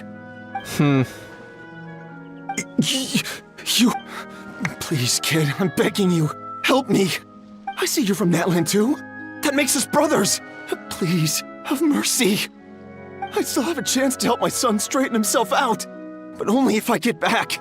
If I go to prison now, he'll be doomed, I tell you, doomed! And isn't standing together and fighting for a better future what families do? Our fate is in your hands, young man. Please, have a heart. Something wrong, Kanich? Gone soft, have we? I don't believe a word you say. Wriothesley had you just about figured out. You're a gambler. Pure and simple. A gambler? Me? Nonsense! I told you, it's my son! First of all, are you really from Natland? You've been keeping tabs on the gun's whereabouts this whole time. You should have recognized at least one familiar face by now. On top of that, the way you threatened to sue me? Spoken like a true Fontanian, if you ask me. Huh? What kind of logic is that? I can't explain. I actually grew up in... I don't want to hear another word. Ahau, here's your chance. Shut someone else up for once. The moment I've been waiting for. Eat this, scumbag! Being a compulsive liar is one of the hallmarks of a die-hard gambler. I bet you're just a Fontanian pretending to be from Natland. Even if you have any friends or family to speak of, I'm guessing they've long since cut all ties with you.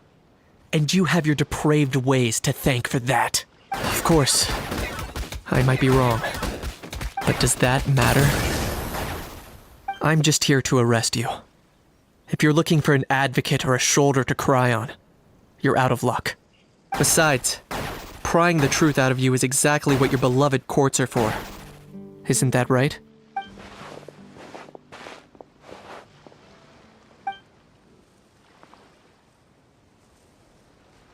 Many thanks. And me? What about me? so rude. You should be bowing down in gratitude to the almighty Dragon Lord.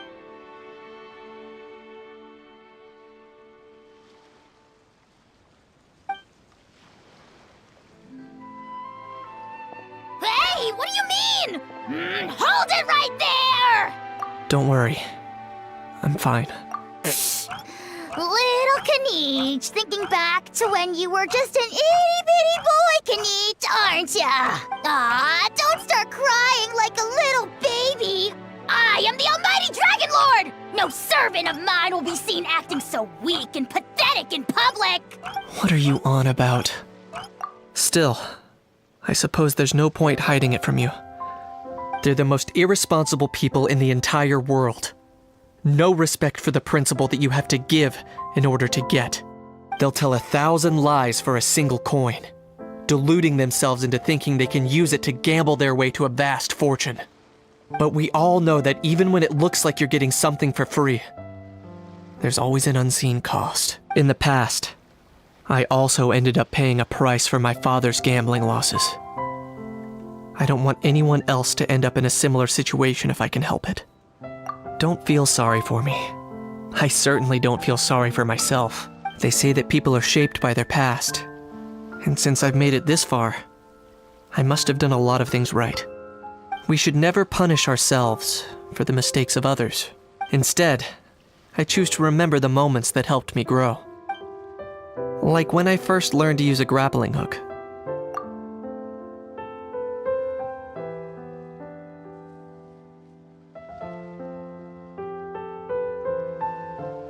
Or the very first time I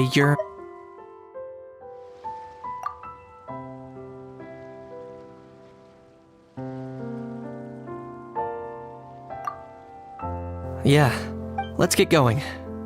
If we don't head back soon, we'll cause more unnecessary...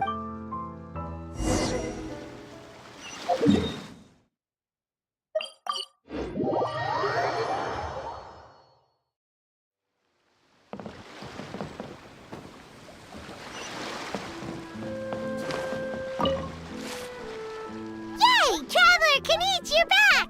We just saw Chevro's taking the criminal away! She looked pretty pleased with herself. Haha!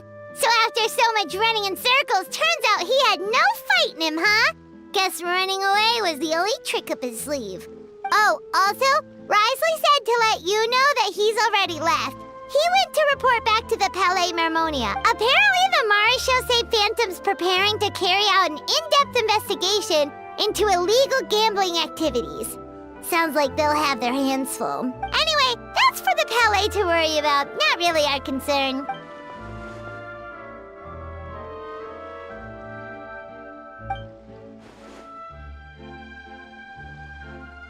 Hey, it's not like you to give up so easily, Charlotte.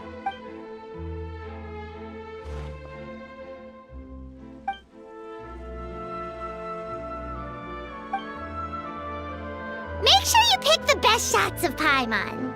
Oh, already gone. Hope she heard that. Yeah, you're right. But what took you all so long to get here? Did something happen?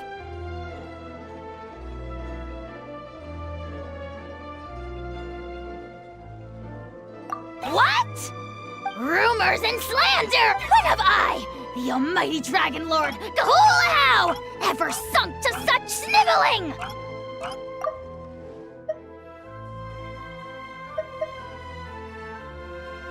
But what took you all so long to get here? Often, actually. To be honest, I haven't decided yet. At the moment, I've got nothing urgent to get back for. And in any case, the court might need me to testify again. Plus, that gun's still a key piece of evidence. I'll probably have to wait until the case is closed before I can return it to Natlan. So, I guess I'll be sticking around to enjoy the beach a little longer.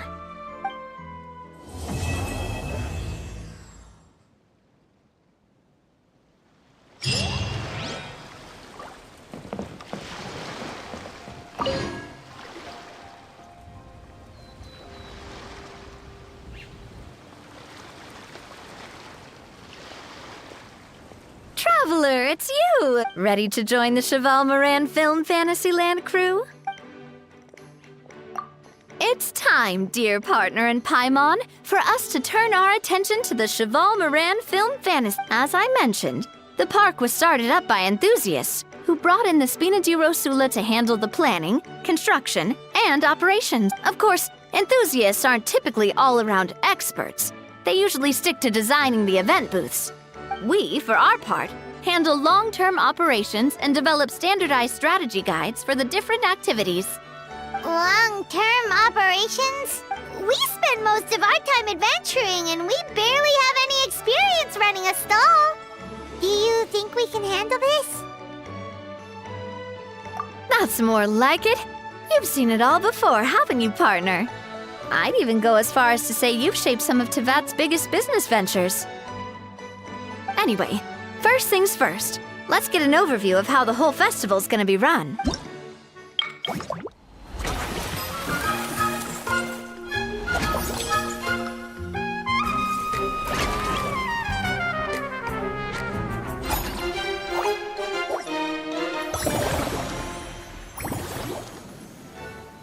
As you can see, our Fantasyland's a bit like a sugar-free macaron right now. Several areas are still under construction. The Spina's only been able to hire a limited number of craftsmen. Besides, we don't have enough experience to handle multiple projects simultaneously. That's why I chose to adopt a time slot-based planning method, so we can focus on specific tasks during each designated period. Upgrading facilities, expanding the venue, hiring staff. All of this requires funds and time slots to accomplish. So it's our job to allocate precious time slots in each business cycle to the most worthwhile tasks. As we attract more guests and earn money to add to our funds, we'll also be able to work more efficiently, which will allow us to divide each cycle into finer time slots, which will let us get more done. So we'll be limited in the decisions we can make and tasks we can focus on within each time period. Which means we have to use our limited actions and Mora to earn even more Mora. Kinda like playing chess or cards then. Cooking up a strategy in advance is gonna be key. Paimon thinks she just about gets it. Yep, come on, we can do this. You mentioned standardized strategy guides just now. Does that mean there are non-standard ways? Of course. Film and entertainment mean different things to different people. And there's gonna be a wide range of exciting activities for people to try out. If we're not careful, some visitors might wander off and end up getting in trouble. And others might pick up dangerous props by mistake. To avoid confusion, we need to create a standardized strategy guide for each activity. Just think of it like a walkthrough. Wow, if we're the first ones to test out the activities, who knows what surprises there could be waiting for us? But if we hit a tough spot, we'll just have to rely on our skills to carry us through. Hopefully it goes without saying that I'd never put you in danger, partner. I carefully checked all the existing activities before you arrived, and I can assure you that they're all perfectly safe. I also wanted you to experience the activities before anyone else gets to. It'll be fun. Plus, we'd like to hear your thoughts and suggestions. Oh, those are two things Navia is best at! Making people feel safe and having fun! Great! Well, I can't wait to hear what you think. Your input is super important to us. All right then, let's start with Eclectic Escapades and put our first guide together.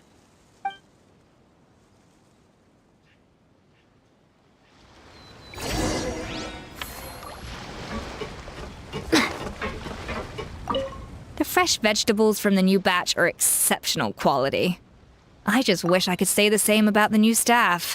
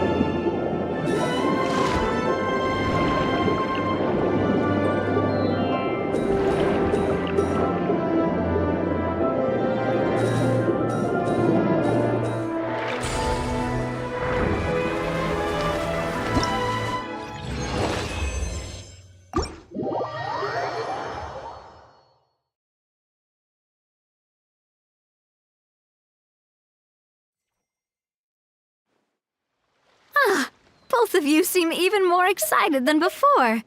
Looks like your first trial run didn't disappoint.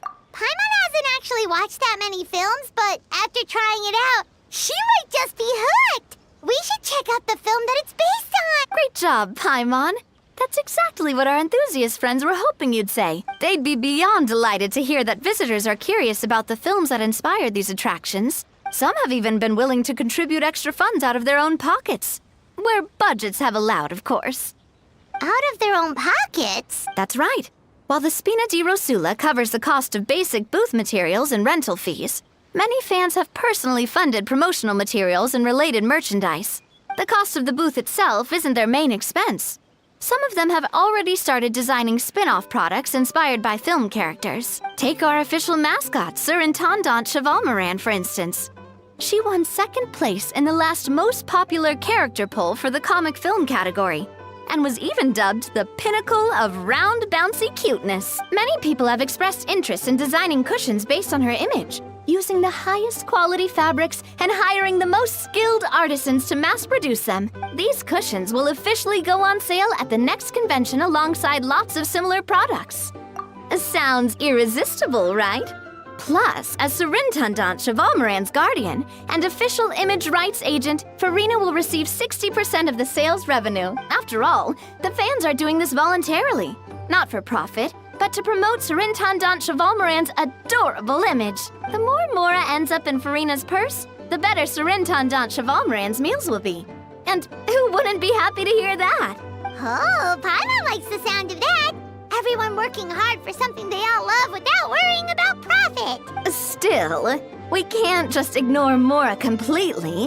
Whether it's fan creations or official commercial projects, some level of financial balance is still necessary.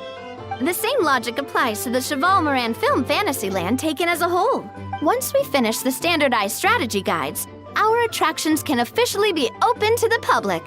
But we can't take personal charge of the ticketing There's plenty of work to do at the various booths, and the park itself is a work in progress. We'll need to assign dedicated employees to maintain and manage each attraction. There's a recruitment section on the park's bulletin board. We've received many applications, and each candidate has their strengths. Our job is to match the best candidates to each attraction based on their overall performance. Once assigned, the staff will keep the attractions running, ensuring a continuous revenue stream. Wait, so we've suddenly gone from being playtesters to heads of human resources? That's definitely a first for us. Just don't hold everyone up to your own standards, okay? You can't expect everyone else to be as capable as you. All right, time to review some resumes. Fingers crossed we'll get some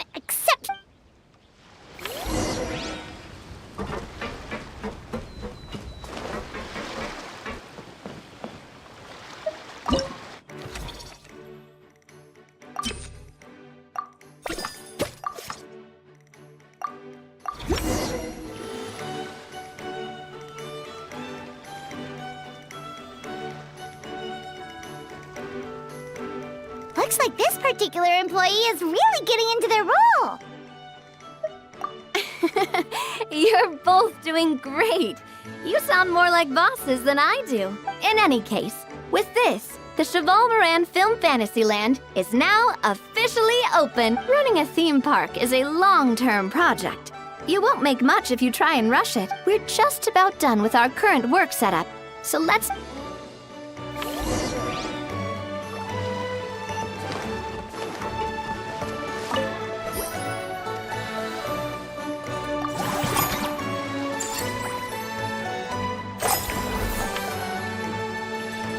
Well, the numbers might not look that impressive, but building on this momentum, we must consider rolling to draw in the crowds. I've invited one of Fontaine's she'll be performing right here in the amusement park's restaurant.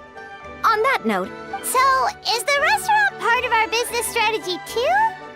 There are so many layers to this operation.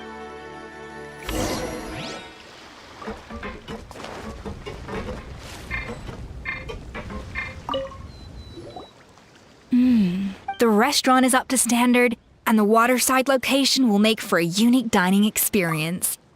The beautiful scenic reflections in the water create a stunning backdrop, lifting diners' spirits and allowing them to truly savor their meals. Ingredients, check. Cooking utensils, check. Looks like we're ready to rumble. Hey there, Escoffier! Oh, my employers are here. The president of the Spina di Rosula, plus the famous traveler and Paimon. I must say, you seem a bit overqualified to be running a film-themed amusement park. I'd say that if anyone here was overqualified, it would be the former head chef of the Hotel de Boer. Wherever you walk, the aroma of fine cuisine follows in your wake.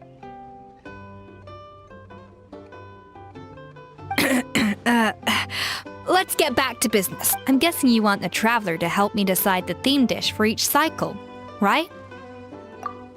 This is the business strategy I mentioned earlier.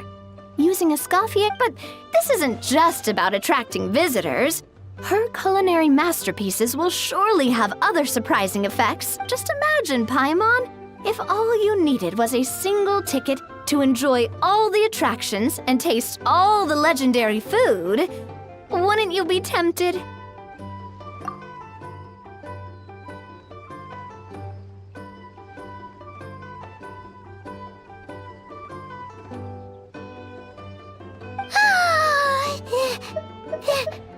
Then Paimon come every single day? Now, here's the twist. To get the most out of this strategy, the menu can't be made public.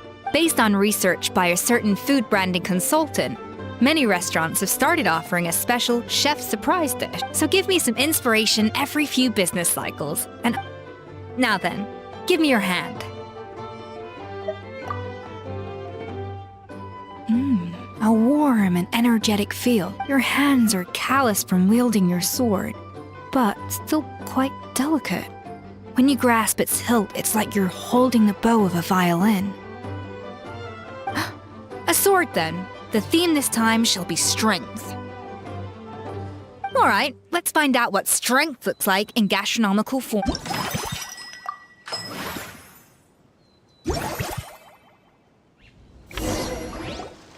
I've refined the sauce for these barbecue ribs. It's a richer flavor that the mint extract in the seasoning leaves a refreshing aftertaste. Perfect for indulging yourself after a fun-filled day. But if you ask me, I'd say the artisans need these more than the guests. The artisans? As I'm sure you've noticed, this park isn't quite finished. A serving of these barbecue ribs should help the artisans replenish their strength much more quickly. As their bosses, you have an obligation to provide meals for them. So why not invite them to dine here? Who knows? The morale boost might even improve their productivity. Oh, if I recall correctly, you once served up some special fish and chips for the porters over at the Fleuve Centre. For several days after, the workers were all incredibly efficient. They'd finish 8 hours of work in just 5.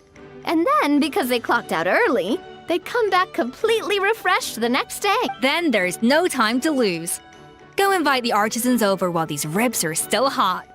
I'll prepare some side dishes and desserts. That's a great idea! You really live up to your reputation, Escoffier! Looks like these themed dishes are gonna make a huge difference after all.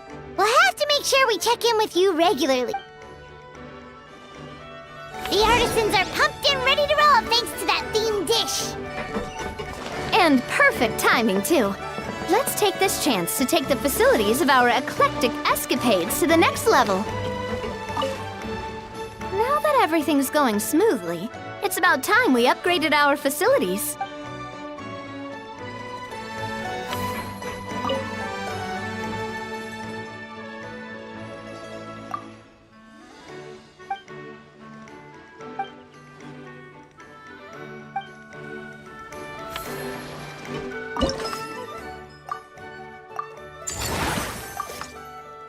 We should be able to attract more customers by upgrading the stall, don't you That's right. Based on my business experience with the Spina di Rosula, I've quantified the service value to help you intuitively understand how satisfied customers are with each stall. An attraction will reach its ideal revenue only when its service value meets customer expectations. As we improve and expand our facilities, expectations will also increase accordingly. When that happens, we can deploy more capable employees.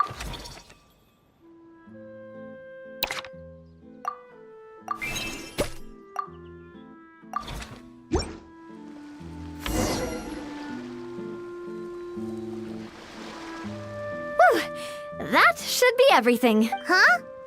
Thinking about it, we have learned quite a lot, haven't we? Oh, not at all. I wouldn't say I taught you much. Your intuition's been guiding the way mostly. I imagine long-term operations sounded like a scary prospect the first time I mentioned it, huh? But don't let that scare you. Just break things down into smaller steps and tackle them one at a time. Whoa, seeing your own progress has really got Paimon fired up! Actually, she's gonna jot your words of encouragement right down. From here on out, we'll be running the Cheval Moran Film Fantasyland together. Let's make it a big...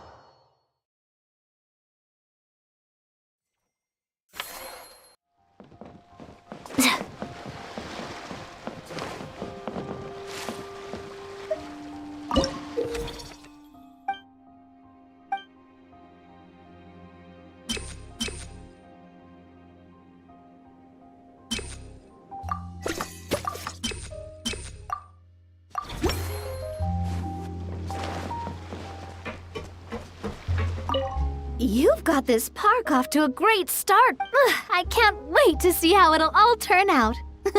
How exciting!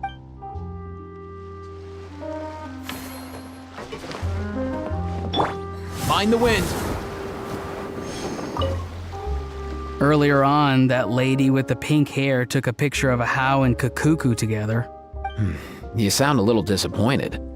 Were you hoping to be in it too?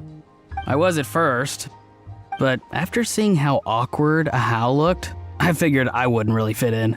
Huh? And you didn't think of sharing this any sooner? I'd have cuddled your neck and smiled for the camera! Anything to get out of being in the same frame as that thing! Really?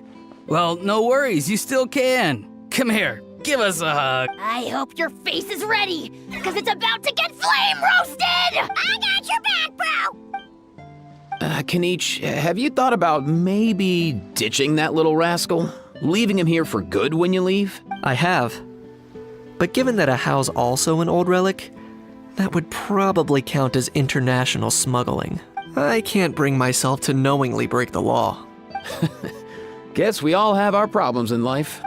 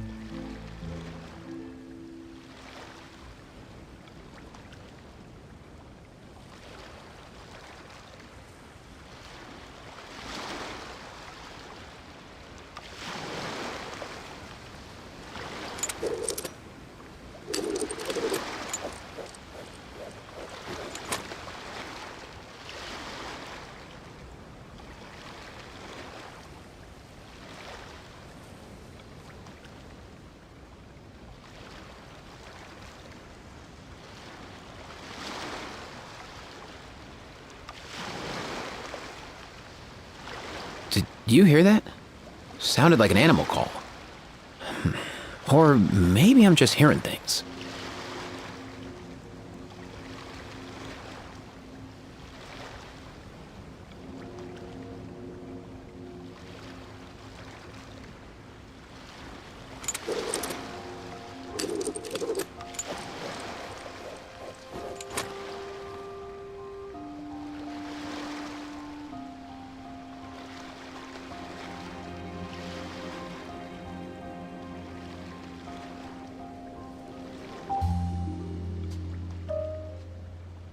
Whenever I get to take a break, I always want a snack. I got some candy, fruit, and jerky. You want some?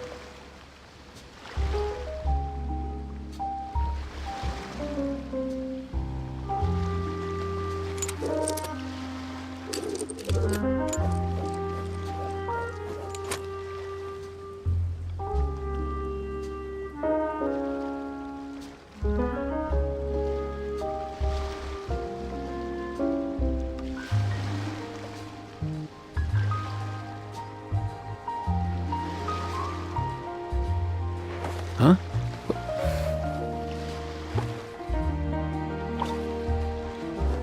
Hey, get out! Cuckoo!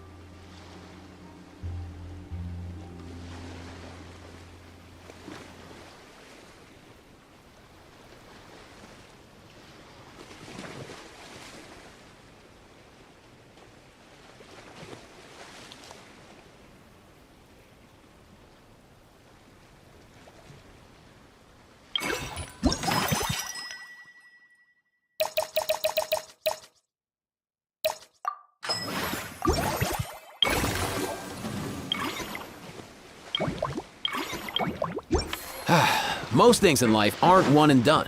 Soon as you're...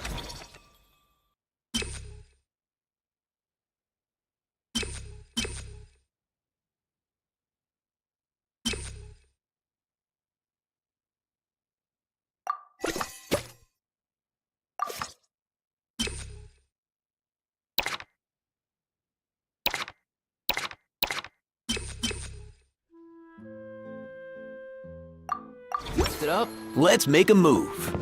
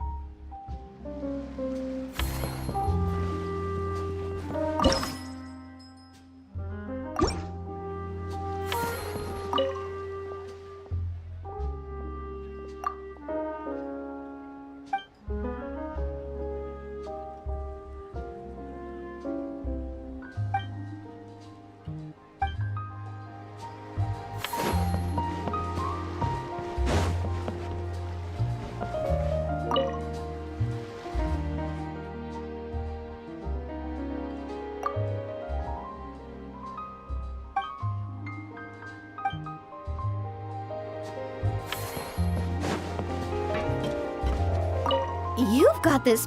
I can't wait to see how it'll all turn out.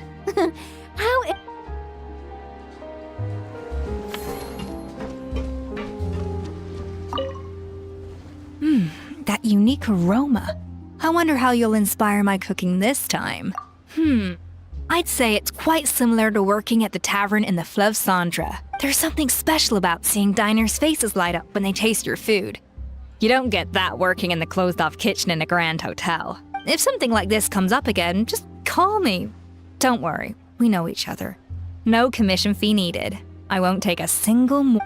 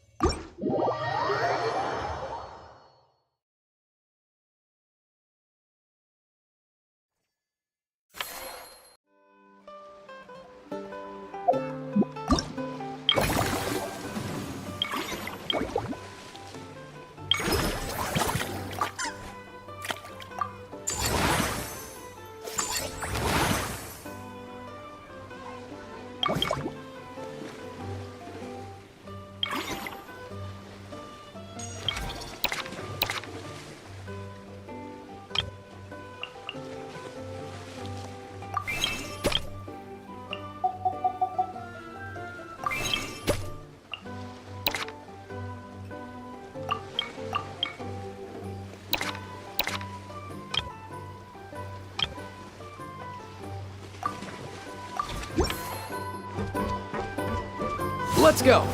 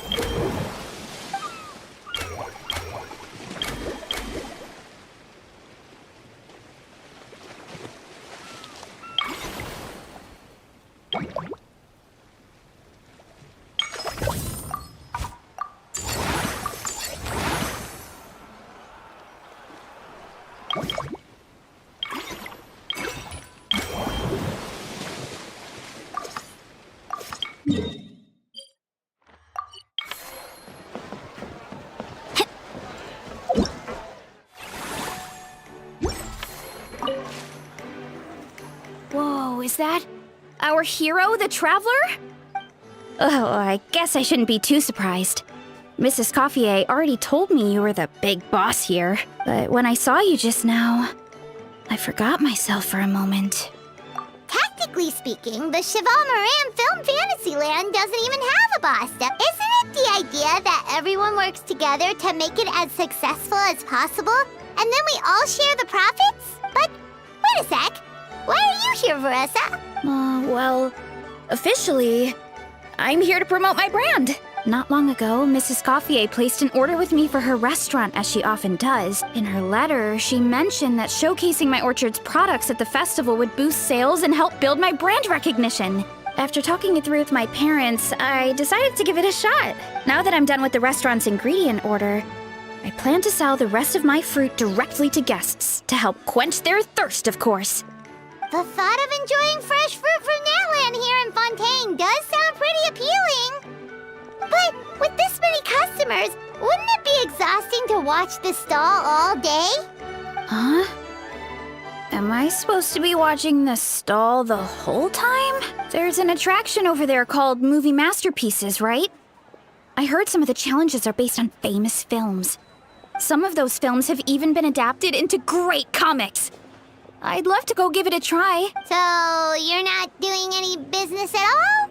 Back in the Collective of Plenty, I'd just set up a sign with the fruit prices, place a weighing scale and a coin jar to one side, then let people pay on their own. When closing time came around, I'd wake up and check the accounts.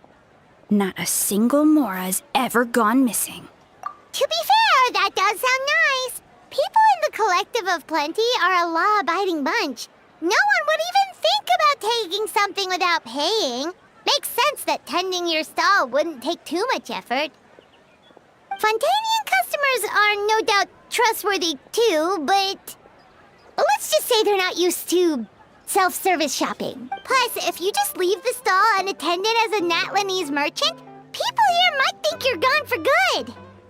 In that case, I'd better start acting the part. But I'll need to buy some things in the city before I officially open for business. I promised to bring back some Fontanian clockwork mecha for Kochi-san.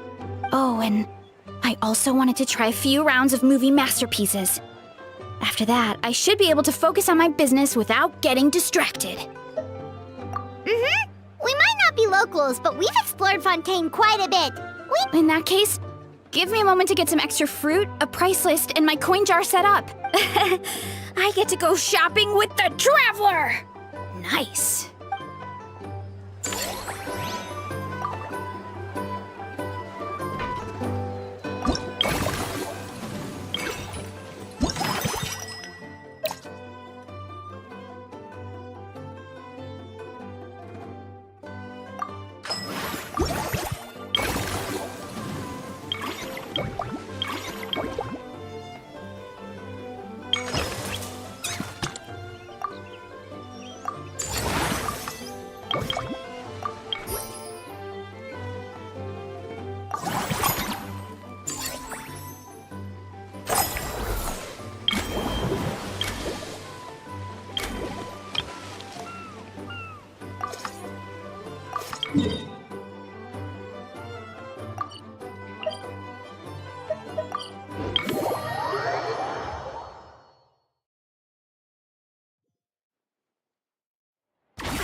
Stronger!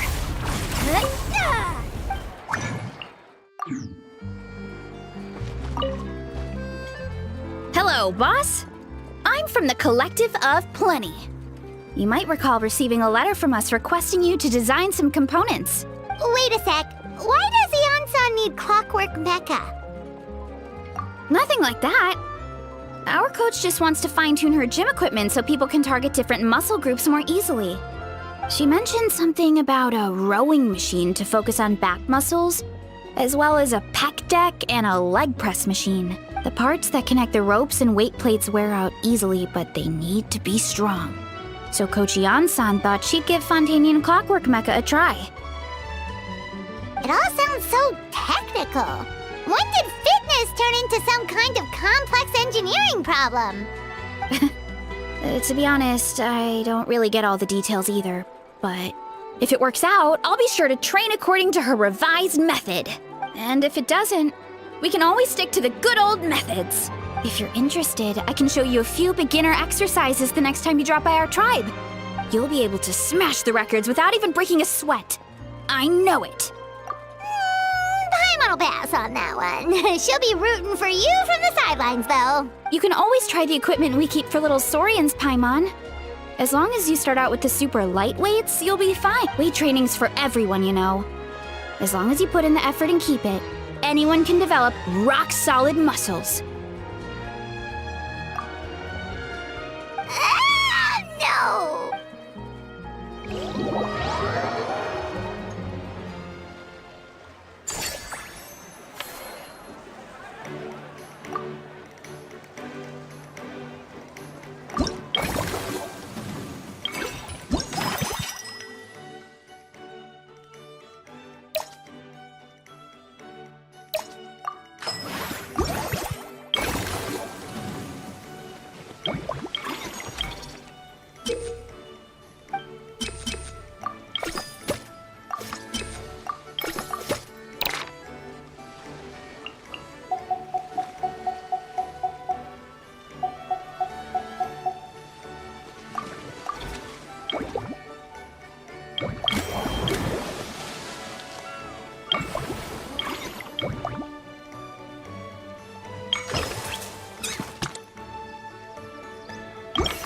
seem to think I was born with super strength.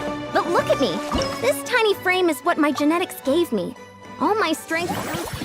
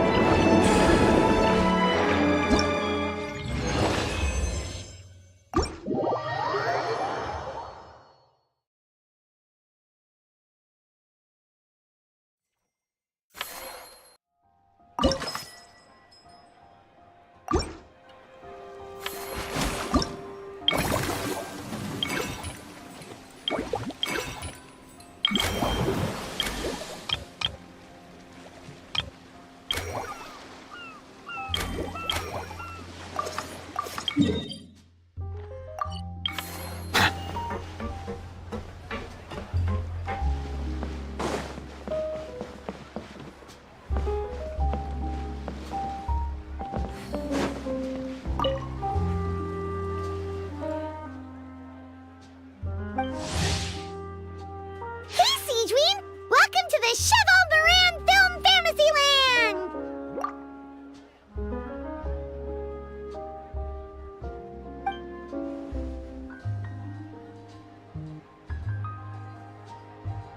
Oh, your encouragement leaves Paimon feeling even more motivated than ever!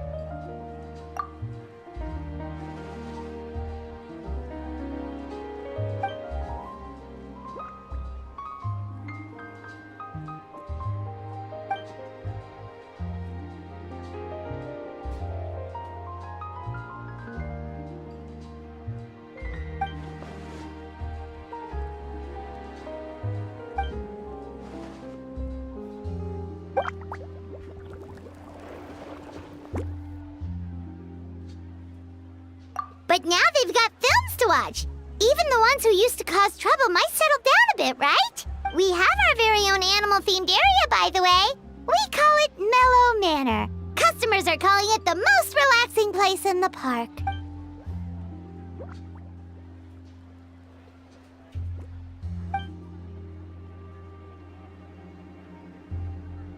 Oh, you mean we could invite Sigewinne to be a consultant at Mellow Manor? Now that you mention it, that sounds like a great idea! Sigewinne's great at caring for people, and she's so warm and gentle. Looking after animals should be a piece of cake! Yeah, like someone who gives advice and tells the park staff how to do their jobs better. The workload won't be too heavy, but it's important work. Besides, you'll mostly be playing with the animals.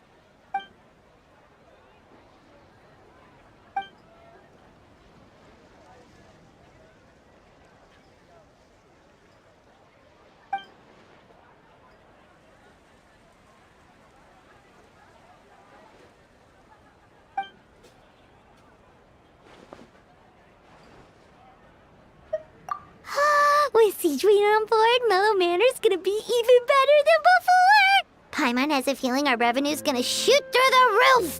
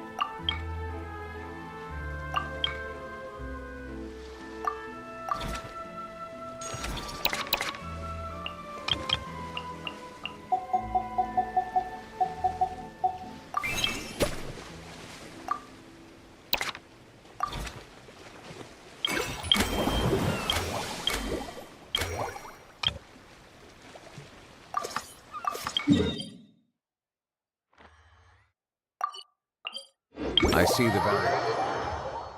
But I also see the meaning in all the endeavors of the people of Fontaine.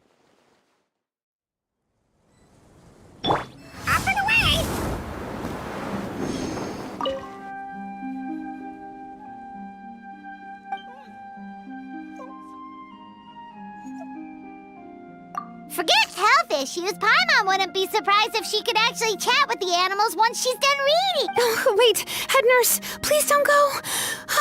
Phew, boy, am I glad I caught up with you.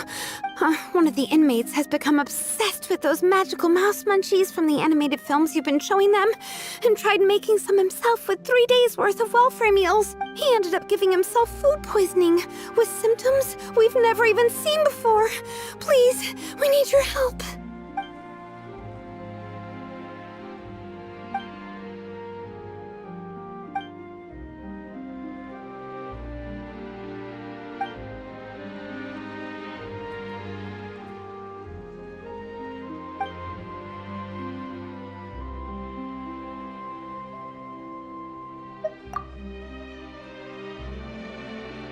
Citrin sure has it tough. Not only does she have to worry about taking care of her patients, she also has to clean up after those troublemakers. Why don't we prepare something tasty for her? It might help lift her spirit.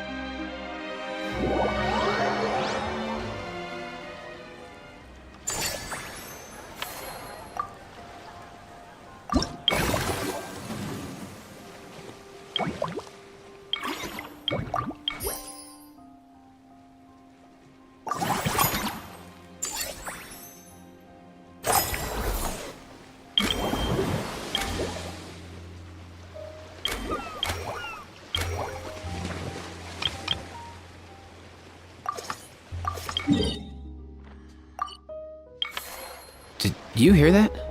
Sounded like an animal call. Or maybe I'm just hearing things.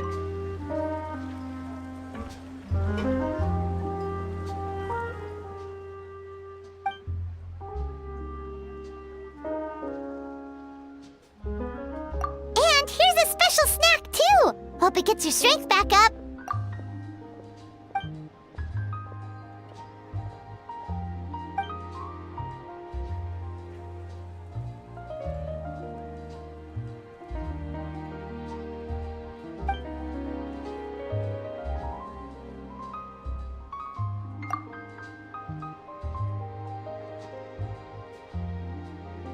Is it because they aren't paying any attention when they're watching? Or is it some rebellious mentality? A whatever you tell me not to do, I'll do it just to prove you wrong type of thing?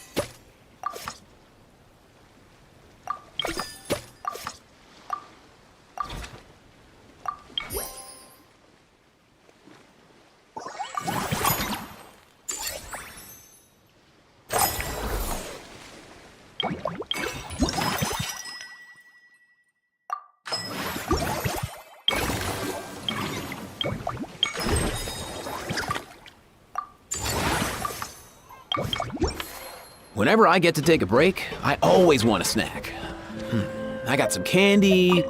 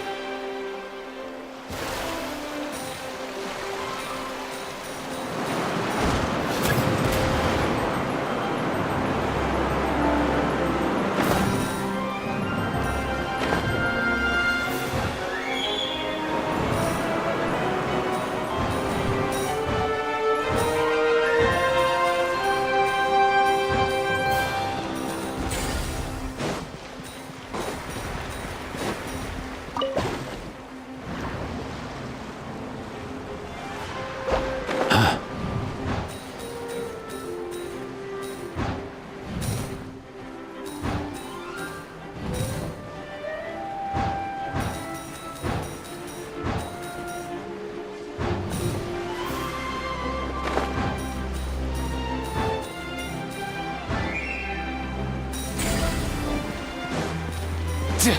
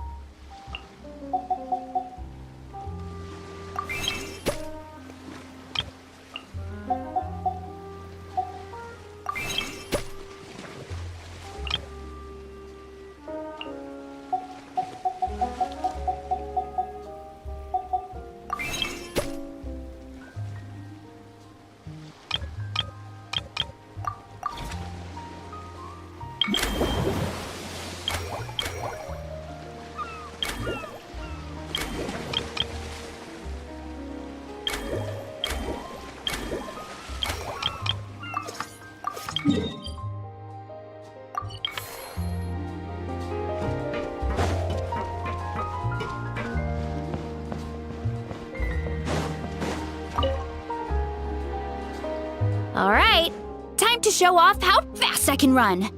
I'm gonna go have a blast, then come back, calm down, and focus on running my fruit stall.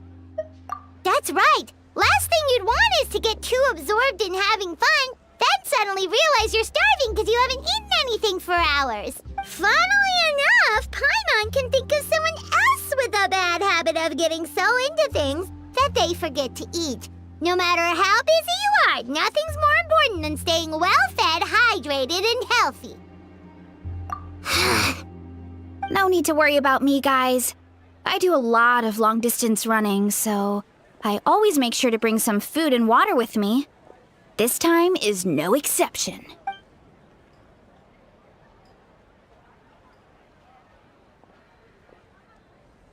Woohoo! That was incredible!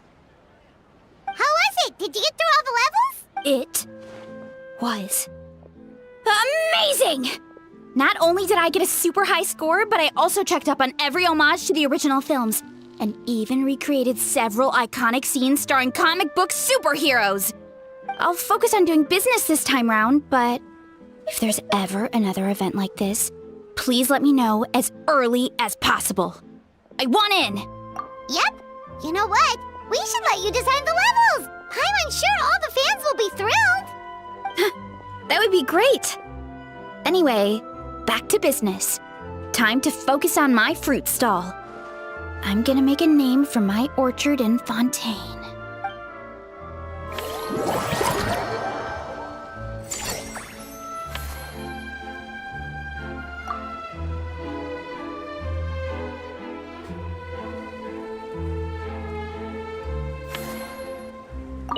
Seeing how happy everyone is here, I can't help smiling myself. Would you like some fruit? Feel free to take some.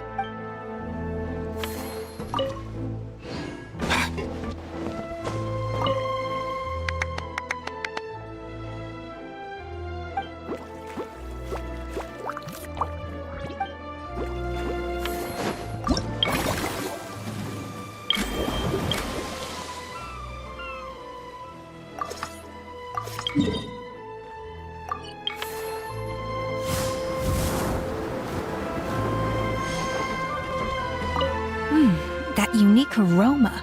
I wonder how you'll inspire my cooking this time. All right then, I'll just go.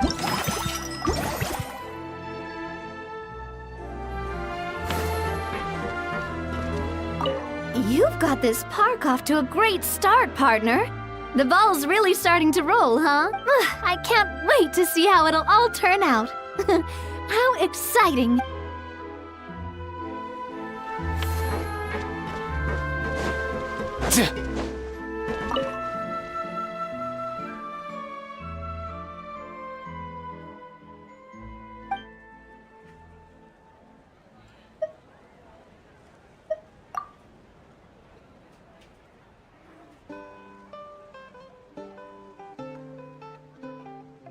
Us? Wait, but Paimon hasn't seen Linny anywhere!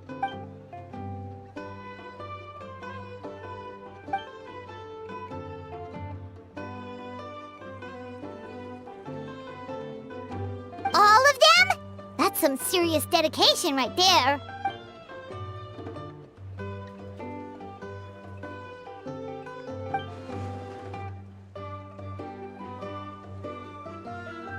Paimon had no idea Linny was so into horror films.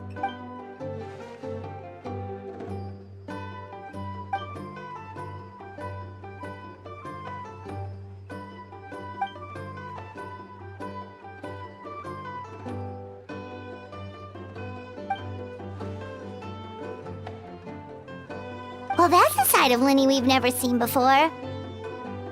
Don't even think about roping Paimon into this!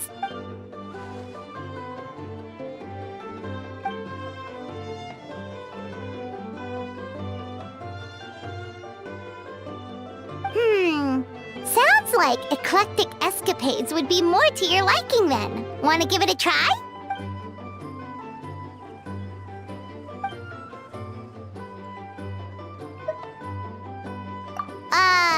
Is that really that entertaining? Still, if you're interested in the attraction, why not become a consultant? That way you'd get to see more of the visitors' reactions too!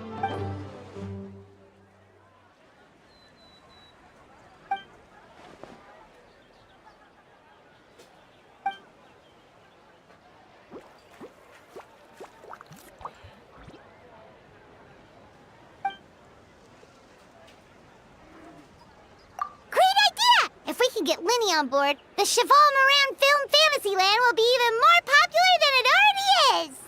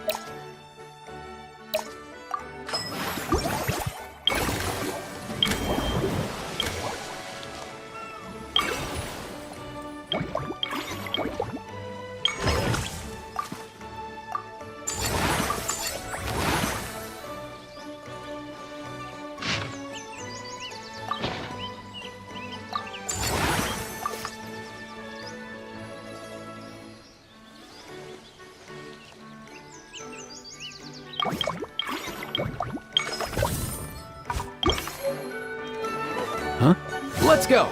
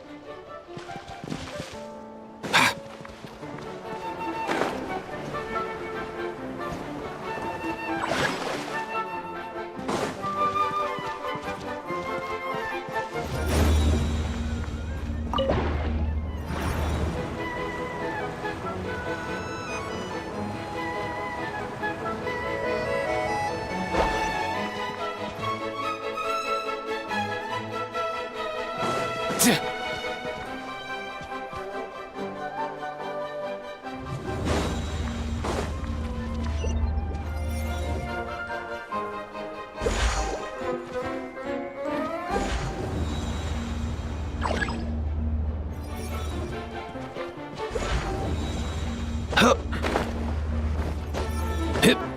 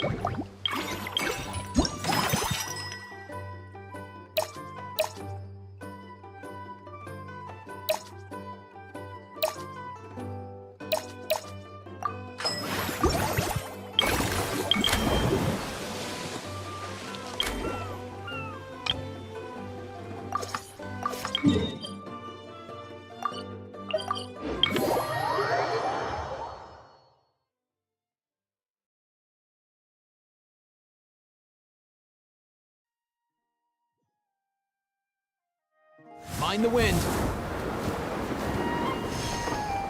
Here!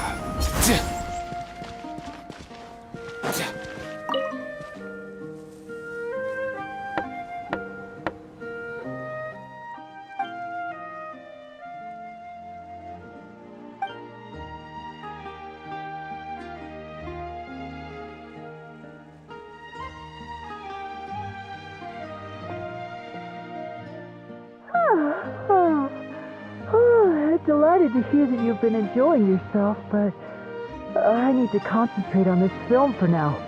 Those animal assistants will have to wait.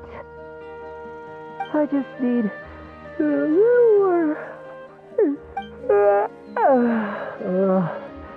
Every time I close my eyes, I keep thinking of new tricks. So tired. Can't sleep, but can't get up either. That's right, Lenny. A change of pace should stop your mind from wandering. Wait, Traveler? Paimon? You two are here as well?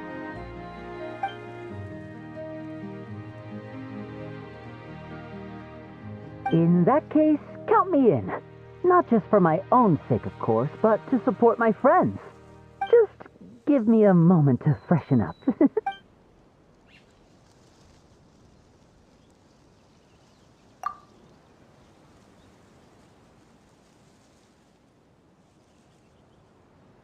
Sounds good! Getting Lenny to cheer up and visit the amusement park's surely our greatest success yet!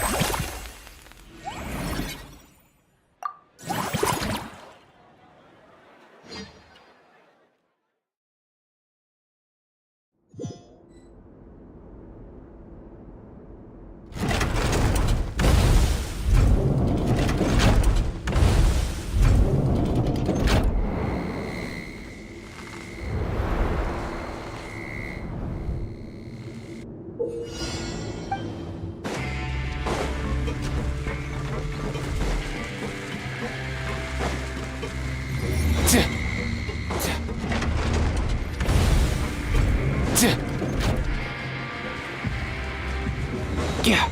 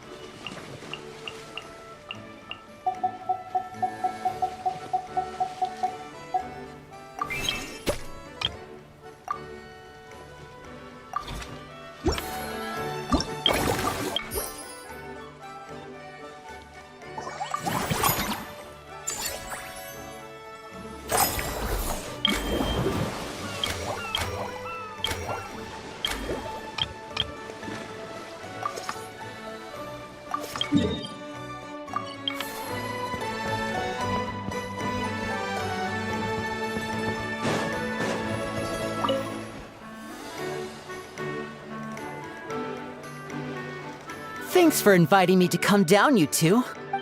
I must say, I feel like a new man after visiting the park and seeing all those adorable animals. Seems like Lynette has her eye on some great potential animal assistants, too.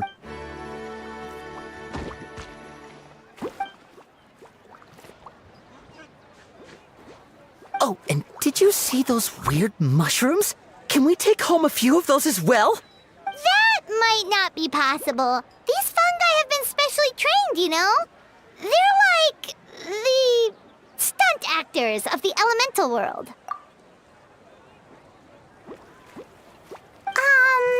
sure about that. Paimon's pretty sure we've never seen a cat anywhere near as big and as soft as a fungus.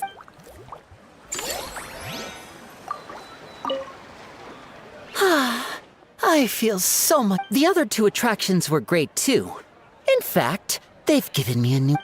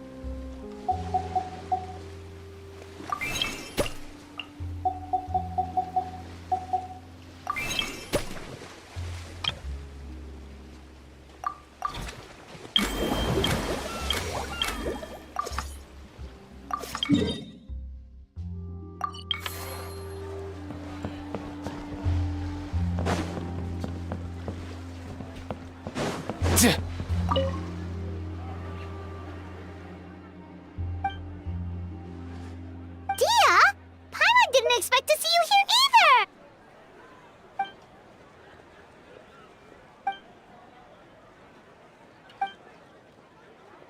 Guess that's not scenery most Fontanians see every day, huh? Wait, aren't fight scenes supposed to be as realistic as possible?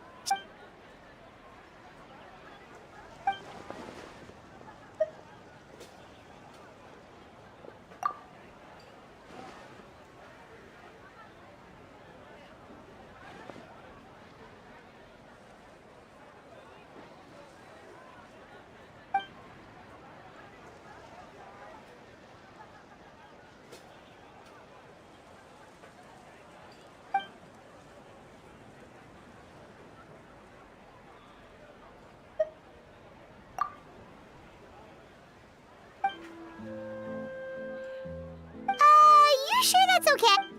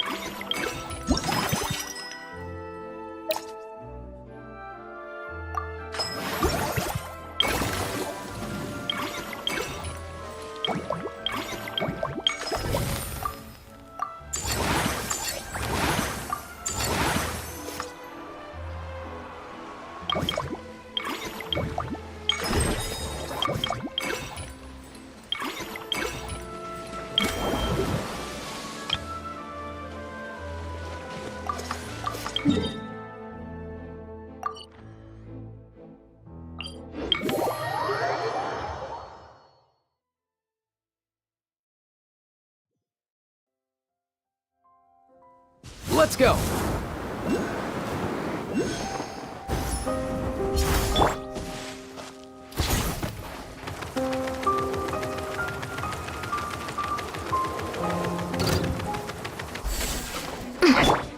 Mind the wind.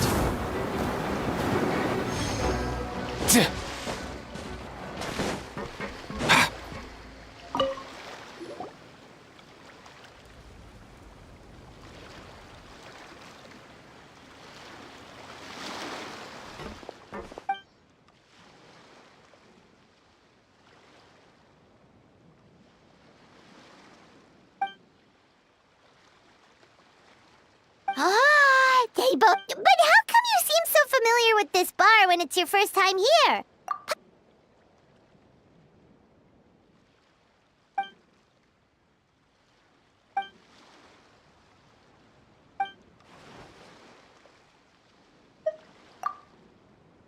Where do we begin?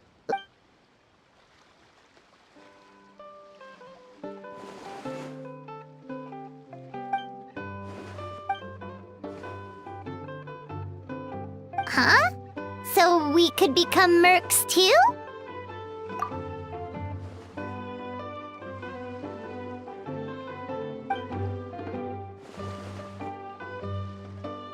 That actually makes a lot of sense. Who knows? Maybe we'll find jobs.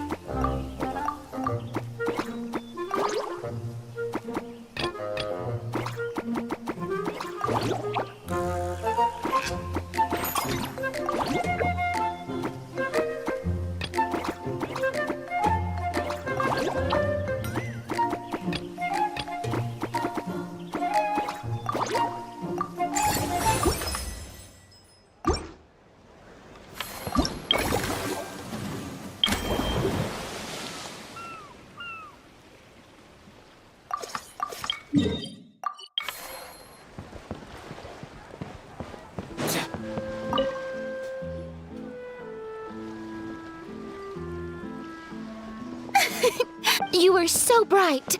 I could... Farina, you're finally here! Thank you. I am just as thrilled to be here as you are to... More seriously, I'm not the star this time. Honestly, when I never imagined that the Cheval Moran film... Yeah! At this rate, who knows? And I've suggested to several renowned directors that we award you in contrast to the Farina Award, which is more of a public honor. This title is a mark of... Wow! Come now! Speaking of which... Did Paimon hear that? Well, given that it bears the name of my Besides, plus, it's... Paimon always... Then again, maybe...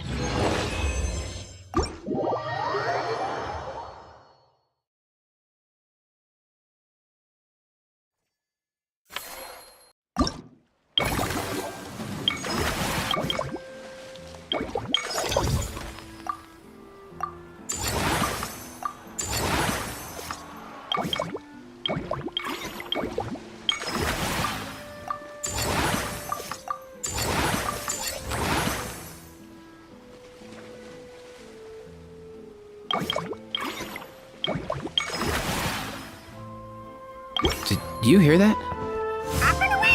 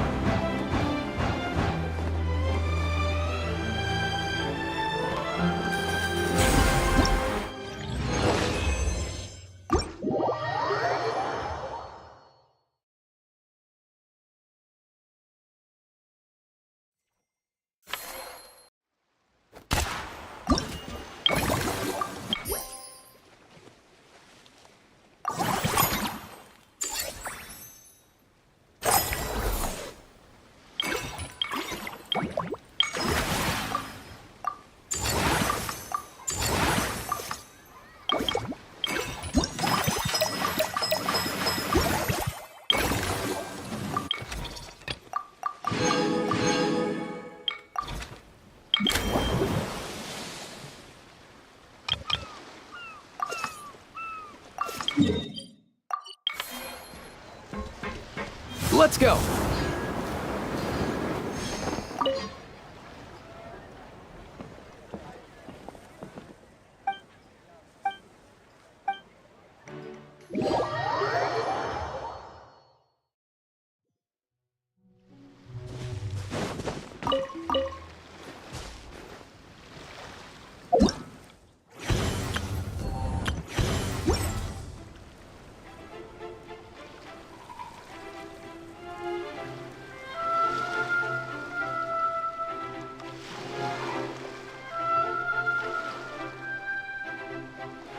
Huh?